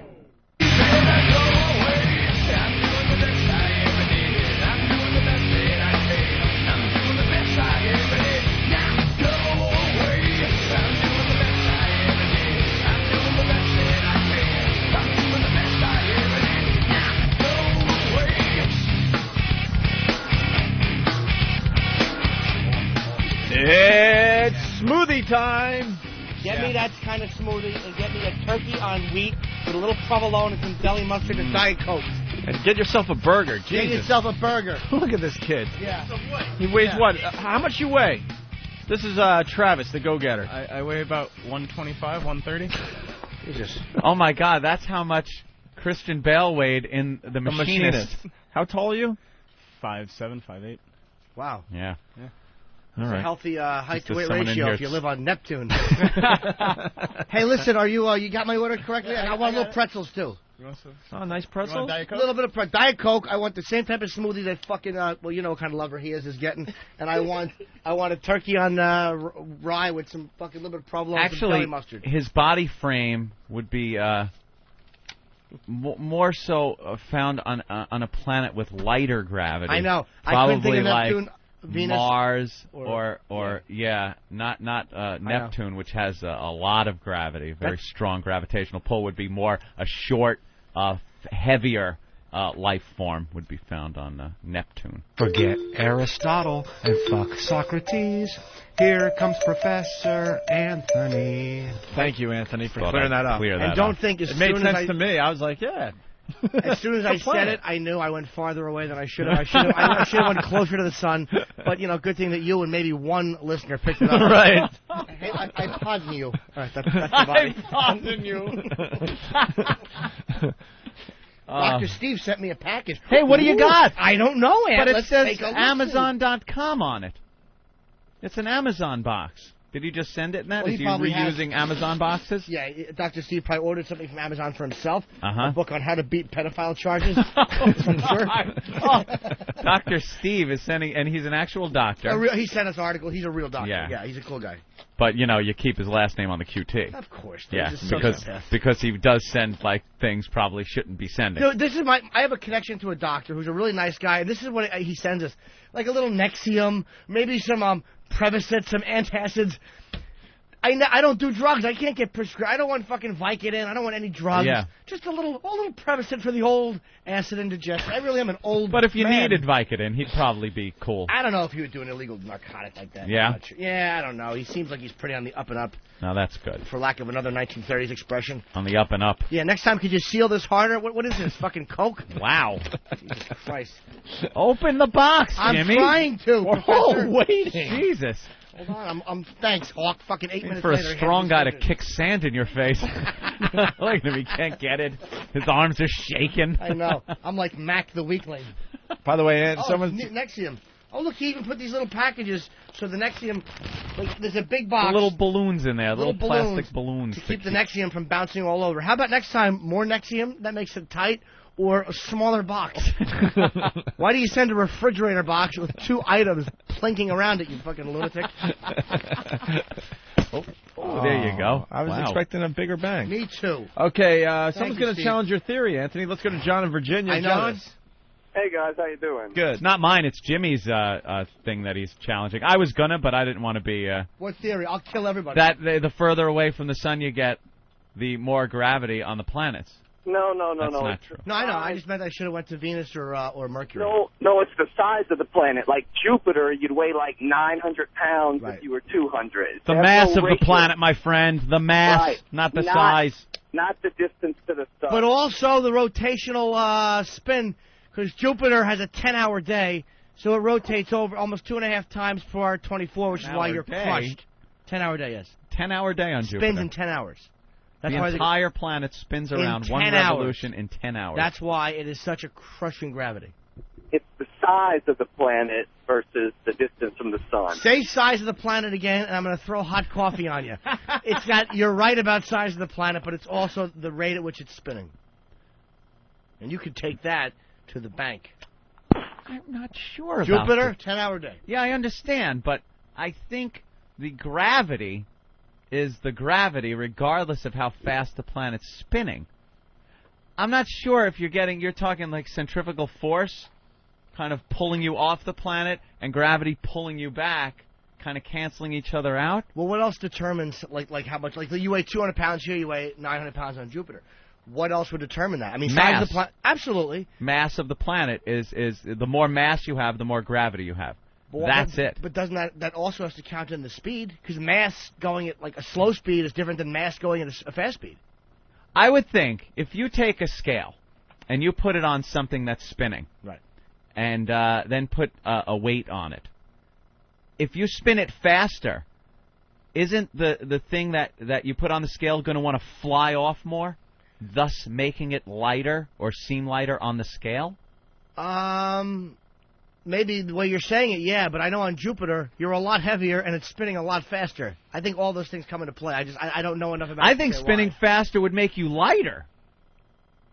No. Spinning faster would want to propel your mass off the planet's surface, which would then take your weight off that scale. The density and mass of the planet is then pulling you back, which is gravity, and that is only the mass of the planet. That has nothing to do with the spinning. The spinning might make you lighter, and I'm not sure of this, I'm just speculating, that it would try to throw you off the planet. But then again, you'd have to be heavier to stay on it then if you're spinning faster. Yeah, In order but- to prevent being thrown off, you'd have to be heavier. Again, that's the mass. The planet would have to be spinning like a whirling dervish to fling you off of it. Well, I'm maybe- not saying you'd actually fling off of the planet, but there would probably be some kind of, if the Earth stopped spinning, Right. We'd all croak. But for that short time, would you weigh less or more? I think you'd weigh more because you're canceling out the centrifugal force that would try to throw you off the planet. No, wait, that doesn't make sense because then you'd weigh more on the North Pole than you would on the equator. And I don't think you do. Yeah, okay, spinning does nothing. Thank I you, don't know. Jim. It might have I've some- just solved my own problem. I don't know. You'd weigh more on the North Pole because you have no centrifugal force on the North Pole. When's lunch? Because I want to go out back and smoke pot with my friends. I'm trying to figure this out on the air. I'm sorry I'm working I think it through might be this. a combination, because I know Jupiter spins extraordinarily. The crushing gravity is from the speed it's spinning and the mass. I think it's a combination. No, the gravity has nothing to do with the spinning. Sure it does. Nothing. The gravitational pull? Nothing. I think has something to do with the Absolutely not. I am saying now nothing with the spinning. I will research this. That's what keeps us on the planet is the spinning. No. The spinning causes Gravity. No, it's the mass. The planet's mass itself makes gravity. But if the planet wasn't spinning, there'd be no gravity. You'd be floating off it. No. No. Just a big Who- planet. Wait, you're agreeing? Nathaniel is spinning agreeing causes- with me, and Derek is agreeing with Jimmy. Because you know, I'm right. Spinning causes gravity. No, it doesn't. Sure it does. Mass causes gravity. Mass, but mass has to turn. Like, say you just take a big planet and you put it in space with no movement, everything is going to float off it. Well, I think that's why you would probably float off the moon, because maybe it does. I don't know if it spins or not. It does spin. Maybe it doesn't spins spin at fast the enough exact to keep same you. time. Maybe it doesn't spin fast enough to keep you, or maybe it's the lack of atmosphere. There I'm not is sure. gravity on. But just not enough. Here's a planet that doesn't spin. Mars does not spin. Okay. And Mars has gravity because it has mass. It has less mass, so you don't have as much. You don't weigh as much on Mars as you would on Earth. But it doesn't spin. Then there's got to be some other factor that comes into play as well. But It's I know mass. spinning has something to do with gravity. No, sorry. And our rotation. I am not agreeing with you, I Jimmy. know, but somebody will call it. Who knows? The I think spinning it's a probably. combination. The spinning. The only thing I can think of is the spinning probably stabilizes the central mass, especially on Earth, which is just molten. It Guys, stabilizes it where it guys, would stabilize the gravity, guys. but doesn't make the gravity. Yes? I've just been waiting here. It's quite simple. Okay. When a mass is present in the above space highlighted time, part. Look at Shut up, you The highlighted line. No, Opie, look at me when you're saying this. I want to feel Yeah, connected. eye-to-eye contact Look at me, when you man. explain to me. Don't look off. I want to be explained to. Guys, it's quite simple. When a mass is present in the above space-time, it distorts it so that whilst it remains true that traveling through space causes you to travel through time. What? Whilst time? Whilst traveling through time now causes you to move, or you might want to say accelerate, Anthony, through space. In other words, just by existing, you are compelled to move through space. This, my friends, is gravity. That makes no sense whatsoever. Of course it doesn't. It's apples and oranges. It's a space-time. It's planets. It's planets and moons. Let's keep it in the right area. I say gravity is based sheerly on the mass of a planet. Combined with the spinning, with the rotation. And nothing to do with spinning. What do you think keeps all of our planets rotating around the sun? The fact the sun spins is what keeps us all. It is the gravity of the huge mass of the sun. The sun is huge. The mass of the sun is huge. Its gravity is huge. It has sucked up the planets and then has them rotating around it because of its gravitational field. And the spin. It has to rotate. It has nothing to do with its spin. I could understand the spin stabilizing a mass, keeping it in one spot, stabilizing the rotation around the sun. Everything's spinning, stabilized, just like a bullet rotating out of the barrel of a gun. Keeps it straight. That would keep it stabilized, but it has nothing to do with if there's a mass large enough, whether it's spinning, moving, or standing still, if it's mass, it will have gravity. How does mass have gravity, though? How does it happen? That's just something that is. It's a law of life and law of nature as we know it. If something has mass, it has gravity. Just something big draws something smaller to something, it? Yes, something with mass will have gravity. It will have an attraction. I wish someone out there knows the answer. Anthony, just call him a fuckface. Just get it over with. No. Look, fuckface. Because I think that's a sociopathic argument to say that mass is just mass. Mass makes gravity. Combined with spinning is stabilizing. No spinning! Jimmy, there isn't spinning. Go to your outfield and spin. No. And have your coach call you ballerina. I just did that. Jimmy, what are you, a physicist? We'd get the answer, but Jimmy starts spinning. All his playmates go flying towards him because he's all of a sudden got gravity. No, that'd be Bob Kelly in the outfield. 'Cause he's got mass. We would have got the answer to this, but Carl Sagan's been outside the studio for 3 hours waiting to come in Sagan's here. waiting. Why do you make him wait? If we didn't make him wait, we would have got the answer to this hours ago. I will do the research. Can someone call? Do we We got a few calls. Let's go to I Eric. see we have a few calls. Let's say hi to Eric. Go ahead, Eric. Hey, what's up, guys? I could settle this real quick. Jupiter and Neptune are both outer planets, so they actually don't have a actual surface. They're both gaseous planets, so you can't even stand on either one of those planets. But if you want to stand on one of the Jupiter moons, there's one that's actually larger than Earth that would have more gravity. So Anthony is right. The larger the planet is based on the mass, that gives it a more gravitational pull. It has nothing to do with the spin. But you're saying that spinning has nothing to do with the creation of gravity? No, that's more of a almost like a centrifuge. It just keeps everything together. But the mass, the size of it, is what keeps everything. So you get more gravity based on the mass of it, not really the spin. I don't say that the size doesn't go into the amount of gravity, but I'm saying that I think that rotating has something to do with the creation of gravity or the existence of I gravity. would say it has nothing to do And with Eric, it. what is your background that you know this? I actually just took my astronomy final about half an hour ago. For college? Astronomy final. Yeah, at Kingsborough in Brooklyn. There you go. We have an expert, Anthony. High-quality college education there. All right, let's go to Matt on Long Island. Matt, go ahead. Yeah, when they sit up and everything. What? Space Matt. station, it creates so they feel more like they're on Earth. Really? Wait, what? Go ahead, Matt. Try again. I think I actually know what he's saying. They have to spin. In certain space station prototypes and stuff, they have a space station that spins. And the spinning space station makes artificial gravity. But what that's using is centrifugal force. What they would do is build the floor where you'd see the walls of the ship, of the station. So when you spin it at a certain speed, you'll actually fly against it like a carnival ride. That carnival ride where you would stick to the wall. But instead of laying on the wall, you're actually walking on it. And that's how you make it. Like Moonraker. The movie Moonraker, if you remember. Or 2001 A Space Odyssey is another one. They showed the space station. And in that case, spinning makes gravity, but it's a whole different concept. Right, you're saying it's centrifugal force, not actually. It's a simulation of gravity, but not real gravity. Yeah, but not real gravity. Maybe you are right, but I don't think you are. I still think that spinning has something to do with gravity. Why is Steven here? Steve knows something about this? Steve's mass is actually making gravity. Exactly. He's such a huge bear. What are you talking about? Yeah, exactly. That's exactly the point I was going to Slide make. towards him. If mass strictly, if mass, did you determine? Oh no, you didn't. If mass determines gravity and solely mass, how come larger people don't walk around with smaller people stuck to them? All right. Good point, Hack. Yeah. I really. No, that wasn't even a joke. That was. Yes, it was. It was attempted as a joke. You're right. Oh, no, an attempt. It wasn't a joke, though. That you're correct on. I was very serious. Because something, in order to have gravity, needs huge amounts of mass. Right. You need huge mass. Ramon, bring me Stephen Hawking. Gravity is based solely on mass. Uh-huh. Question a lot for of people Anthony. are saying that. Let's yes. go to Vinny in Oceanside. Yes, Vinny? Vinny? Hey, Opie, Anthony, Daddy. Daddy. My big dick, Daddy. Jesus. Hey, one thing you guys are forgetting is if you take a planet twice the size of Earth and you spin it 3 times as fast, is Anthony's periwinkle shirt still gay?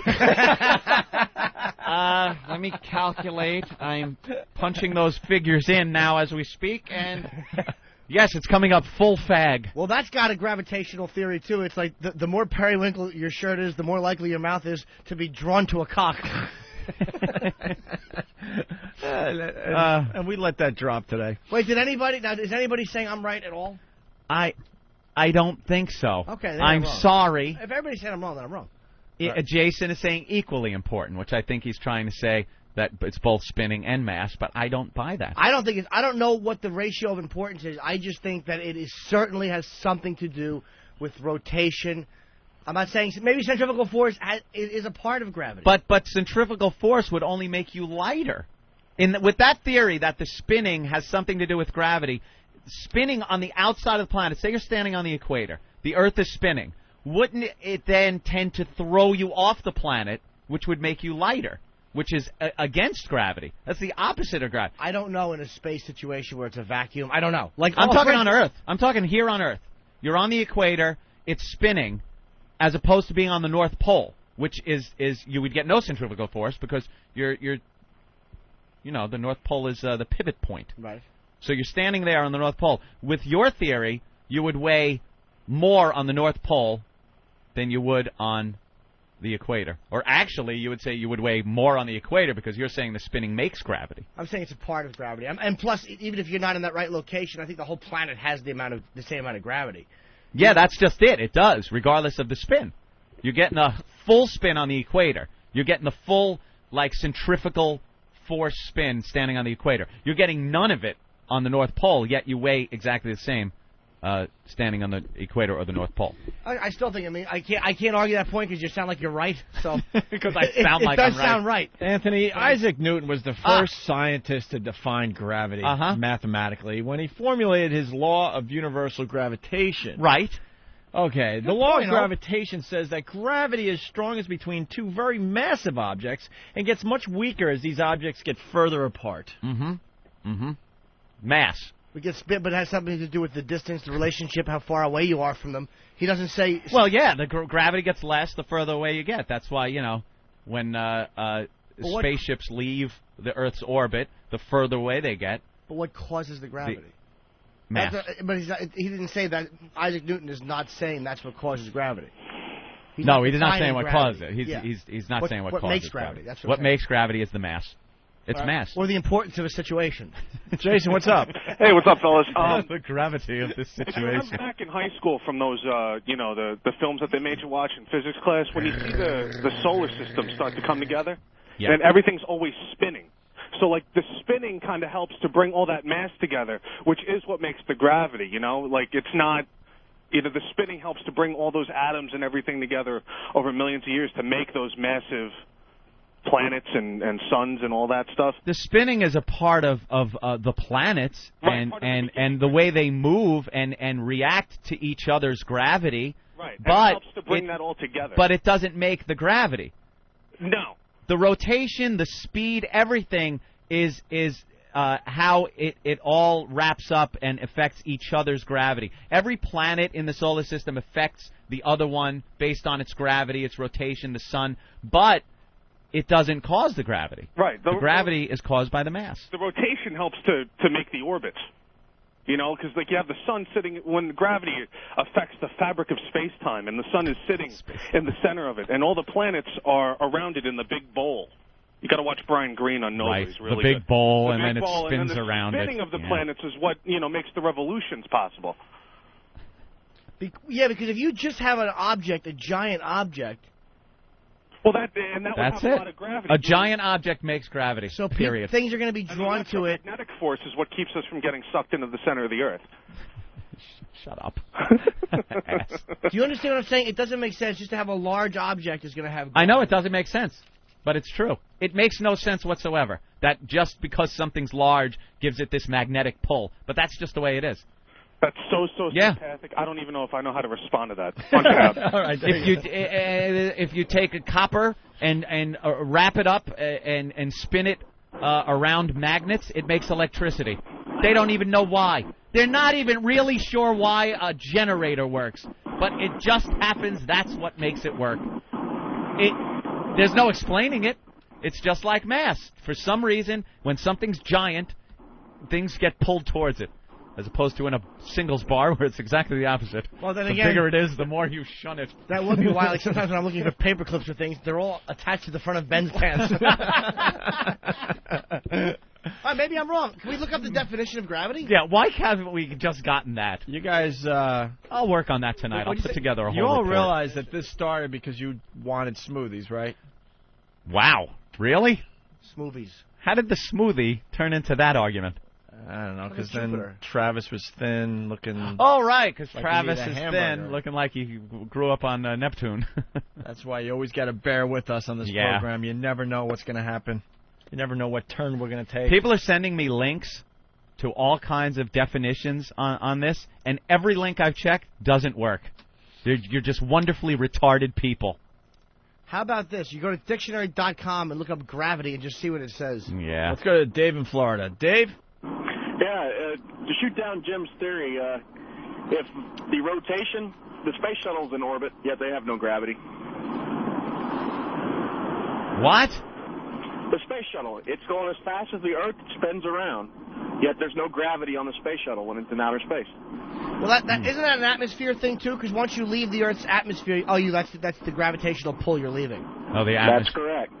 Jimmy, the atmosphere has nothing to do with gravity either. No. But I'm saying it's like once you leave the atmosphere, that's how far the Earth's gravitational pull seems to go. It goes far. No, it goes really far. Goes to. But isn't the Challenger? Really isn't the space shuttle being held to the Earth in that rotation by the Earth's gravity? Yeah. Well, it has a lot to do with escape velocity too.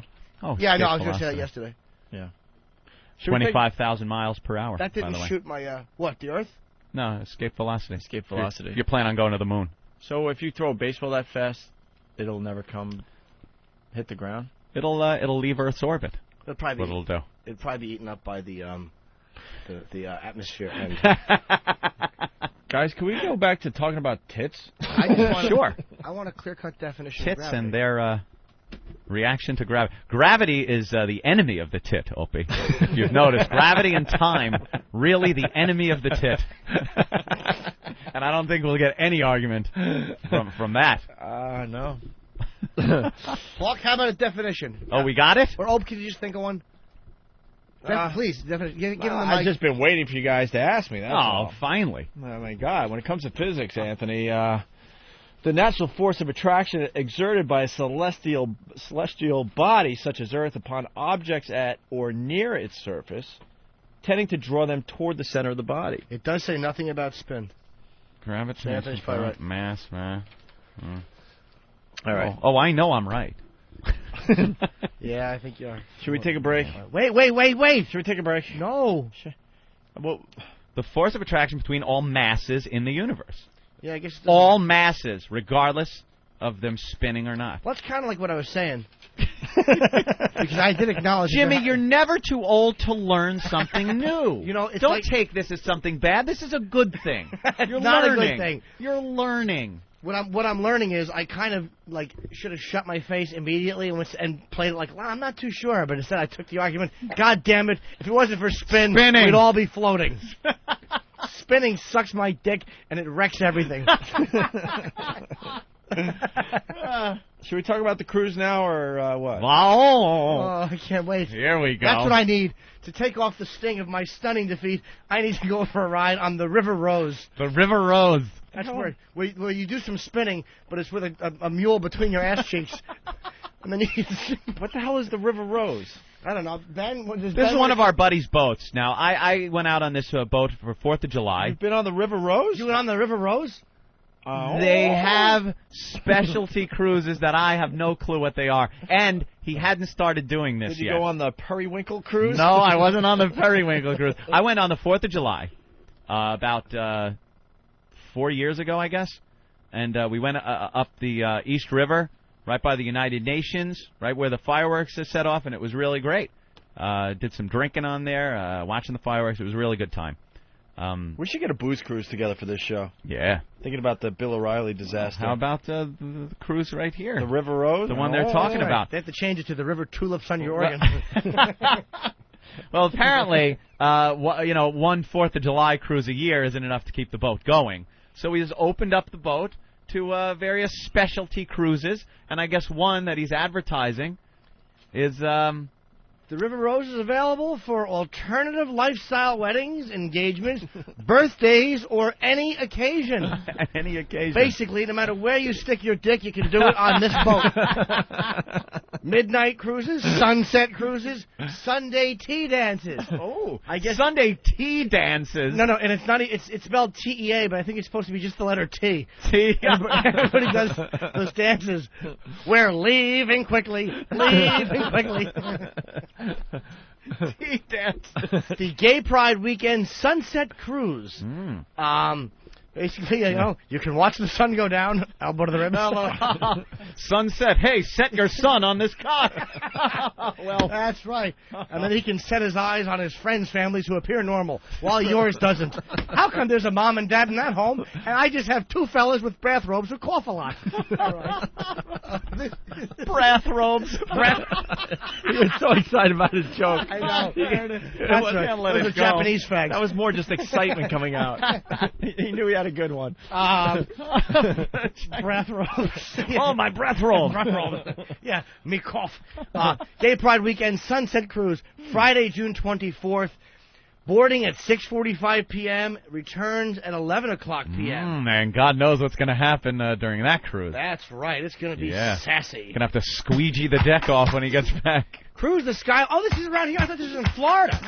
Cruise the skyline of Manhattan's Statue of Liberty. That's right. Just see which is actually a tranny, the Statue of Liberty. Tranny. Hi, Daddy. Hi, Big Dick Daddy. Wave a big thing in the air.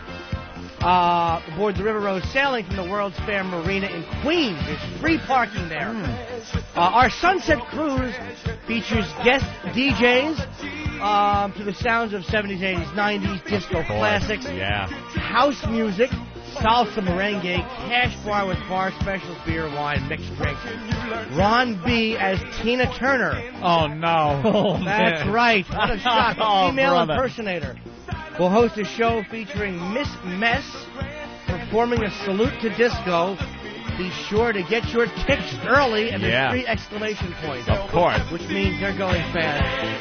$35. Catch venereal disease in the Navy. Drop down to your knees.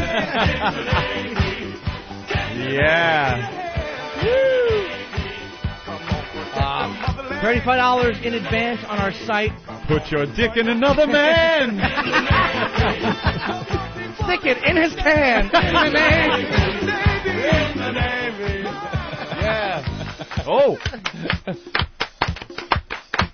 Yeah. That's a ball bag on ass. And my ass, it's black and blue. They want you. I'll suck off a Puerto Rican or a Jew. Oh. All right, so be sure to hop on the HIB cruise. $35 in advance or $40 at Dockside. Oh, Dockside. Yes. Oh, okay. I heard that wrong. I love the website. www.divasdamesanddykes.com. You know what you're getting when you go there. divasdamesanddykes.com. Yeah. Woo! In the Navy. Catch the HIV. Yes. So he's doing gay cruises, obviously. Yes, our That's friend wonderful. who ironically has a gay porno mustache. Will be fine. Yes, Believe he me, does. They're going to say everyone that gets on the boat with Billy is going to didn't I see you in 1978 in a film? No, you're going to be somebody else. I just can't picture him on this cruise. Neither does can he I'm go, sure. or does he just send the boat out by itself, I leave bet it he to his goes. own devices? I bet he goes. He probably ties his shirt in a little fucking bow in the front and wears Speedos and a pair of sneakers with no socks. Oh, he's a queen. All right, divasdamesandDykes.com, or you can email divasdamesdykes@aol.com. Mm-hmm. And it's June 24th, that sounds wonderful. a Friday night, and it should Oh. be a nice cruise. I've actually cruised around in the boats, not this particular one. No? But, yeah, it's actually You went on a cool. gay cruise? I certainly didn't. Oh, okay. It was the Comedy Cellar I cruise. wonder. We should get a booze cruise together, though. Squeegee the deck. It looks like a bunch of white jellyfish behind the behind the boat. Just chasing it. Oh. Hey, somebody spilled silicone implants all over the place. No. Hey, everyone wants to talk about gravity. We're done with the gravity. And by the thing. way, you don't have to squeegee the deck. Just ask the guests to lick the floor before they get off the boat. Let's go to. All right, we'll take one more because it's always fun to take a call from Alabama. All right, Alabama. Les, what's up? Yeah, Joe, answer to your rotation gravity deal. Yeah, deal. It's the core. It's the core that causes the gravity. The rotation of the core is what causes the gravity. The rotation of the core of the sun is what causes gravity to the sun. The core of the earth spins rotation, and it causes gravity in the earth. So the mass of the core is what causes the gravity. Where did you hear this, sir? I watch National Geographic, and I watch them nature shows and shows all the time.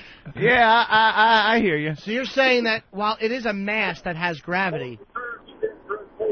Yeah. Now he's listening to himself. It's the core. So he's saying that the core of the mass is what causes the gravity in the mass. My beloved core. Is what causes the gravitational pull. So Anthony's right when he says that the mass has it, But you're saying it's the rotation of the core It's the rotation of the that mass causes a in mass the to have it. core. I will not buy this man's explanation because there It's the are rotation massive of the bodies in mass space in the that core. have gravity and no core whatsoever. What about giant meteors in the meteor belt that are just hunks of iron and they have gravity? And the meteor belt, they're held there by the... I'm not talking about what they're held there by, but they themselves, if they're big enough and have enough mass, they have gravity. But they have a core. They have a core. No, they don't. They're just huge chunks of iron. But then again, wait a minute. The Earth has an independent core that rotates. You ever watch the Journey to the Center of the Earth? He's getting his info from Journey to the Center only of thing the I Earth. will say, though, is when you look at something like a neutron star. Shut up. Yes. Journey to the Center of the Earth, when they dropped all them bombs to restart the core of the Earth. Right. Okay. When they restarted the core of the Earth, remember at the beginning of the movie, they had all kinds of bad storms, and they had the problem with the gravitational pull. When they restarted And the core of the Earth... then there's a giant lizard. There's a giant lizard there. No, I'm talking about the newest version. What about... When they used that... What about when they shot that spaceship into the person's body, when they made it real teeny tiny, and they had to go through his heart, and then the blood cells was trying to eat him like they was so much vittles? No, it is the core. It is the rotation of the core that causes the gravity. All right. Thank you, Les. Thank you. My only thing is... I Physics with Larry the Cable But listen, Guy. one of the things I have... Now, this might be a mass thing. Yeah. But when a star collapses on itself and becomes a black hole, Oh, boy. what sucks things into it is the intense gravity, and that is... I know there's tremendous spin there, which brings things in. That's why I'm thinking... it's just the mass. But again. but is there it's the anything mass else? in such a small area. If you take the mass of a huge sun and squeeze it down to the size of a softball, the gravity coming off of that softball is going to be as much as the gravity was off of the huge sun. Right. But in the size of a softball, it's going to suck everything in like a drain. I still think that the rotation... You is love the something to do with it. rotation, I don't know why I'm stuck on that. I've read Yeah. a lot about it. I've listened to a lot of astronomy. I don't know why I'm thinking it goes into it. All right. Why don't we take a break? I'm scared. You're scared. Where's my smoothie? Yeah, this all started Travis! with the stupid smoothie order. Who's outside? Bedelia, where's my cake, you bitch? Bedelia! Mr. and Mrs. Danny's Hall. laughing. Creep Show. Great movie. Did you know that I bought a gerbil at the petting zoo. If Richard Gere can do it, I can too. I get undressed, I start to lube. I stick the gerbil in the end of the tube, wondering just how he'll feel. Will he like it better than his little wheel? Careful now, he's right beside me. One more inch and he's inside me. Go, gerbil, go. Burrow harder, burrow deeper. Be my little chimney sweeper. One thing I forgot about. How am I supposed to get you out?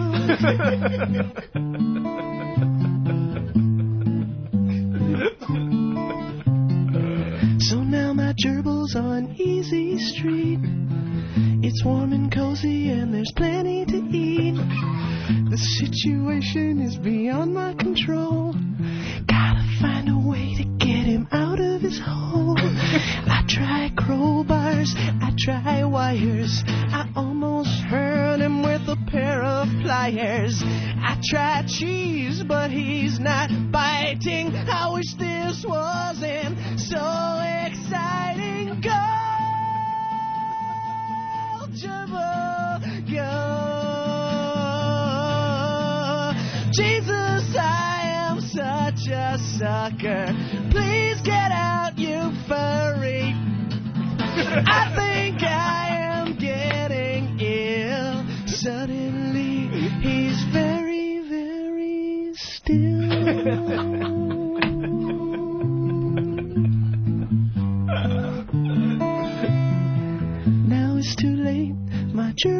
died. I guess I have committed gerbicide. Here's some advice, it's very clear cut. If you love your gerbil, don't stick him up your butt. Don't stick him up your butt. Little fairy gerbil in your booty hole. All right. Wow. The gerbil song. Thank you. Sweetie, look, I spilled the ball. You gotta respect that. The Opie and Anthony Show. Disgusting.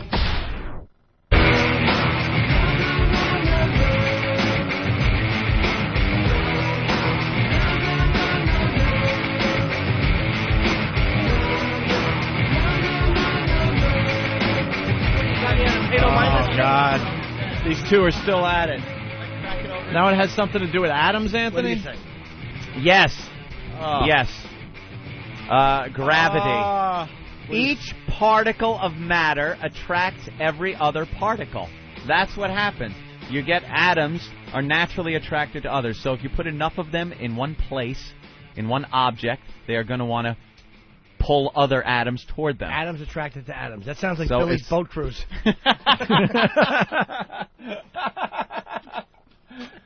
Very good. All right. Can we move I on? was incorrect. Oh, bananery. I was. Remember when the Fonz couldn't say wrong? Wrong, yeah. Couldn't say it was wrong. What a great episode. How many of these Nexiums are you supposed to take, and how often? This Whole bottle every hour. sounds good. I got a great amount of respect for him. He was great in his time, but I think this is our time now. You're gonna get Kevin killed. You better stop. Yeah, this is Tyson. Saturday.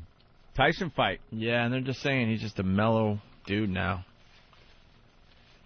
But basically, I guess this was... Fighting a big Irish guy. Yeah, Kevin McBride, and this is his Hey. advisor, I guess, basically saying that, it's their time. By there, he means Whitey? Yeah. Is that what he means? It's time for another white fighter to do well? Yeah.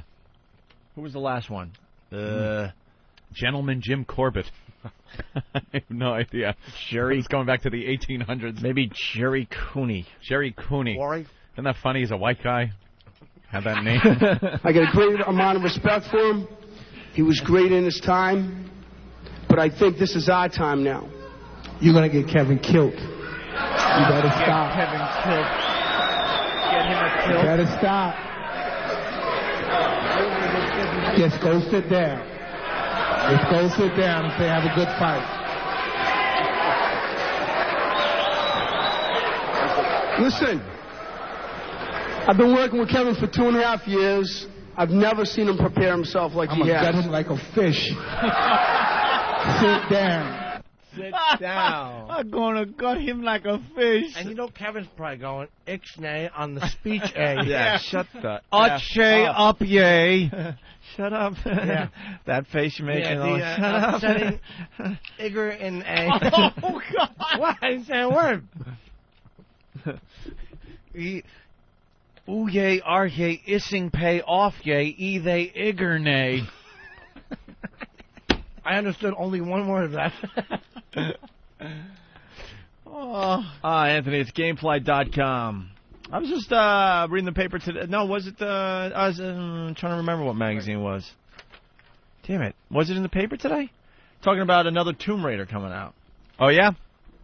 I heard they tamed down her boobs in it. Her hotness?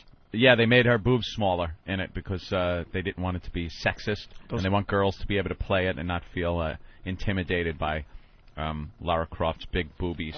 I was a big fan of the Tomb Raider series for a while there. And then it got to be the same old thing. And then I heard they were changing the, what are they called? Like the engine? Yeah, they had to update it. It was ridiculous. It's very old. I guess the new one is there's a buzz on the new Tomb Raider game with Lara Croft. And you know what? I'm going to be honest, Anthony. That's going to be one of the games I'm going to try out and not buy. Going to try it? Yeah, I'm going to do I'm going to do the whole Gamefly.com and try out the new Lara Croft game. It's easy, Opie, and you could actually pick another game you want to check out. You have 2 games out at a time at Gamefly. You keep them as long as you want with none of those late fees. And if you decide now you like the game, you just click Keep It in your game queue, and you'll get the mint condition box and manual delivered to you, all at a great member discount. How about that? Only costs $21.95 a month. You can start with a free 2-week trial, no commitments, cancel anytime you want. Start playing all the latest releases, all those games you wanted to play, at GameFly.com. Over 2,500 titles to choose from. Got them for all the platforms, Xbox, PS2, GameCube, GBA, DS, the new PSP. 2 games at a time, no shipping charges either way, and keep the games as long as you want with no late fees. That's how easy it is. All the games you want. Go to GameFly.com/XM. That's GameFly.com. Hey. I'm so engrossed right now in stupid Star Wars Galaxies. I bought the upgrade, and now last night I started my Jedi quest. I'm questing to be a Jedi, so that should be done in 4 months. Really? It takes that long? It takes 4 months, something like that. It's ridiculous. They put you on a schedule of these phases that you have to do certain things in certain phases, and the phases are on like 4-week intervals that you got to do these things in, and there's 5 of them. It just takes forever. Friggin' game. It's like a job. I thought I was spending too much time playing Hot Shots 4. Oh, no. I'm a month into the game. No, you got to get into the real crack. No. Massive online, massive multiplayer. I'm still smoking the video pot. That's what you're doing? Yeah. Game pot? Game pot, I should say. Little taste. Video game pot, I'm up I went from video game booze, a couple of arcade games of Pac-Man, things like that, back when I was a kid. Then I went to the pot, where I picked up an Atari and used to play some of those games on the home Atari. That's where the addiction started. Started there. Little video game pot. But once your PC became available, I was right on the heroin. Just mainlining into my retina. Just every game I could get my hands on. Someone wants to know if you ever got your wizard robe. Yes, I did. I did. EverQuest 2. I was questing for my wizard robe. That wasn't that hard, though. When you get the robe, can you make it into any colors you like? Some of them you can. Can you make it into a periwinkle robe? No, I think there was periwinkle in it. To tell you the truth, with a hole cut in the back at ass level. I think there was periwinkle in it. Yeah. But you don't want to change the color because you want to go around and let people know that that's the robe that you quested for and actually achieved. Then people go, ooh. There was a case I just read the other day in China, where a man just was convicted and given a life sentence for murdering a friend of his because the friend had gone on to his online game, some big online game in China that's the same as EverQuest, and found out that his friend, who he had lent his account to for a little while, sold for real money one of the online weapons that the guy had collected, this sword that he apparently had been questing for months and months, and his friend sold it for actual money. And his buddy went over his house, they got into an argument, and he killed him with a real sword. Took a real sword and killed him. What was the game show where you hit your opponent and all of an expression comes over its face? Fantasy game. I want to see what it looked like when someone happy or perplexed. So, people take these things very seriously. So when you quest for a robe or an armor item and you actually get it, you wear it proudly and people look at it and go, wow, he actually worked for that. All right, let's go to Corey. Hey, Corey, what's up? What's up, guys? What's up, Fat Tits? I'm eating. Hello? Anthony, and I have some really bad news for you, bro. Yeah. It takes a hell of a lot longer than 4 months to get Jedi. I think that's the minimum you could do it in is 4 months. Minimum if you play like 24 hours a day. The deal is that you unlock the 4 branches. Yeah. But in order to actually progress up the branches, you have to earn XP. So and the XP is a ridiculously inflated level for Jedi. What you do is you cash in your regular XP and it converts at like a 6-to-1 scale or 3-to-1 scale. So for every 6 points of XP, you get 1 for Jedi. It's 1-to-1 for a bounty hunter combat exp. I wouldn't know that because I'm not a bounty hunter. I would, asshole! Ha ha! Hang up on Corey. I just beat him. I'm a bounty hunter. I'm such a faggot. Let's go to JR. Hey, guys. Hey, JR. Love the show. Been listening to you guys for 3 months. Just wanted to thank you for keeping some of us fat people thin with your laughs, giving us six-packs for a while. Ah, there you go. Spread the virus for us. Tell your friends. Spread the virus, guys. Thank you. All right, there you go. Tell them it's fatty you know. What is this? AJ in Connecticut. AJ. Hey, how's it going, guys? Hey. And I want to know if you've ever bought any online gaming currency with real money. I've earned everything I play for online, my friend. Wait, what? What? No, have you really? Hold on. What's that about, Ant? People have sold things that they have earned online on eBay for huge amounts of money. But how do you make that transaction? You go on to the various websites, or you go to eBay. eBay's really kind of put a stop to it because Sony, who puts the games out, was really getting pissed off. But you go there. It says what server it's on, and you find the server that you're on. You pay the guy the money. He finds you online and gives you the Rolls Royce that you ordered. Wait a minute. Then your sword breaks So down. now you got this newbie that knows nothing how to play with this uber character that's like... This is really going on? Oh, yeah. So dude, thousands of dollars people have All right, paid. so let's say you're an expert at one of these games, and you got all these weapons that take, what, months to get? Years sometimes, or full characters. They've leveled people up to, like, level 70. All right, so you're playing this game, and you know what you're doing, and you level everything up, and you Here's get... one. $1,000 for a Dark Jedi Knight on the Gorath server with over 10 million credits. All That's right. dollars. So what now, do you do with that? So wait. You play, and now you go on there and you kick everyone's ass. Now you're the big guy on campus. Now your status is way up. Hold on, I want to follow this with Anthony. So now you make the deal in the real world on eBay, what have you. Yeah. And then you decide, all right, we're gonna meet in this virtual world. Yeah. At the. So you meet me at the starport. At the starport. There you go. So there, the character comes walking up to you, and then you hand over what you had. Yeah. Then you make a trade there and hand over the goods. Messed up. Yeah. People are buying self-esteem. They Wow, wanna that be the guy big is man. badass. Come on, look. He's got the double-edged lightsaber, double-bladed lightsaber, Dark Jedi. $500 for that character? Sold. So you've never done this? No, I've never bought. Once in EverQuest, someone gave me a jaundice bone bracer, which was able to cast a pretty good spell. I got that for free. That is really But interesting. I never bought anything. They should monitor this, and anybody who would pay for one of these characters should be summarily executed because you have nothing to contribute to society. Yeah, but it's not. Granted, I paid for feces. I know there's something inconsistent there. You know what it is? If you could pay some money and then be the baddest ass motherfucker in this group of people you're playing with, why wouldn't you do that if you're a nerdy guy with some money? Because it's fun to earn. It's a game. I know. Some people find it fun to earn. Other people who have maybe been spit on their whole life and beat up in school now can be a Dark Jedi with a double-bladed lightsaber, is kicking ass all over the game. That's who he wants to be. I'd like to buy that character. I don't condone it, and by then the way. Kill it immediately. Delete. That's right. This $1,000. Buy level 70. Eat my ass, Game Boy sissy. This topic comes up a lot about people living their lives in the virtual world instead of in the real world, and I see nothing wrong with it. Some people's lives suck. Why not right. just dive in head first? If you're getting satisfaction out of it, why not go outside and You play? can socialize. You can get into battles. You can team up with people. Live your life online. What is that item? You're bidding on 2 Jedi characters and their weapons. Ooh, look at the lightsaber and everything. How much are they, Hawk?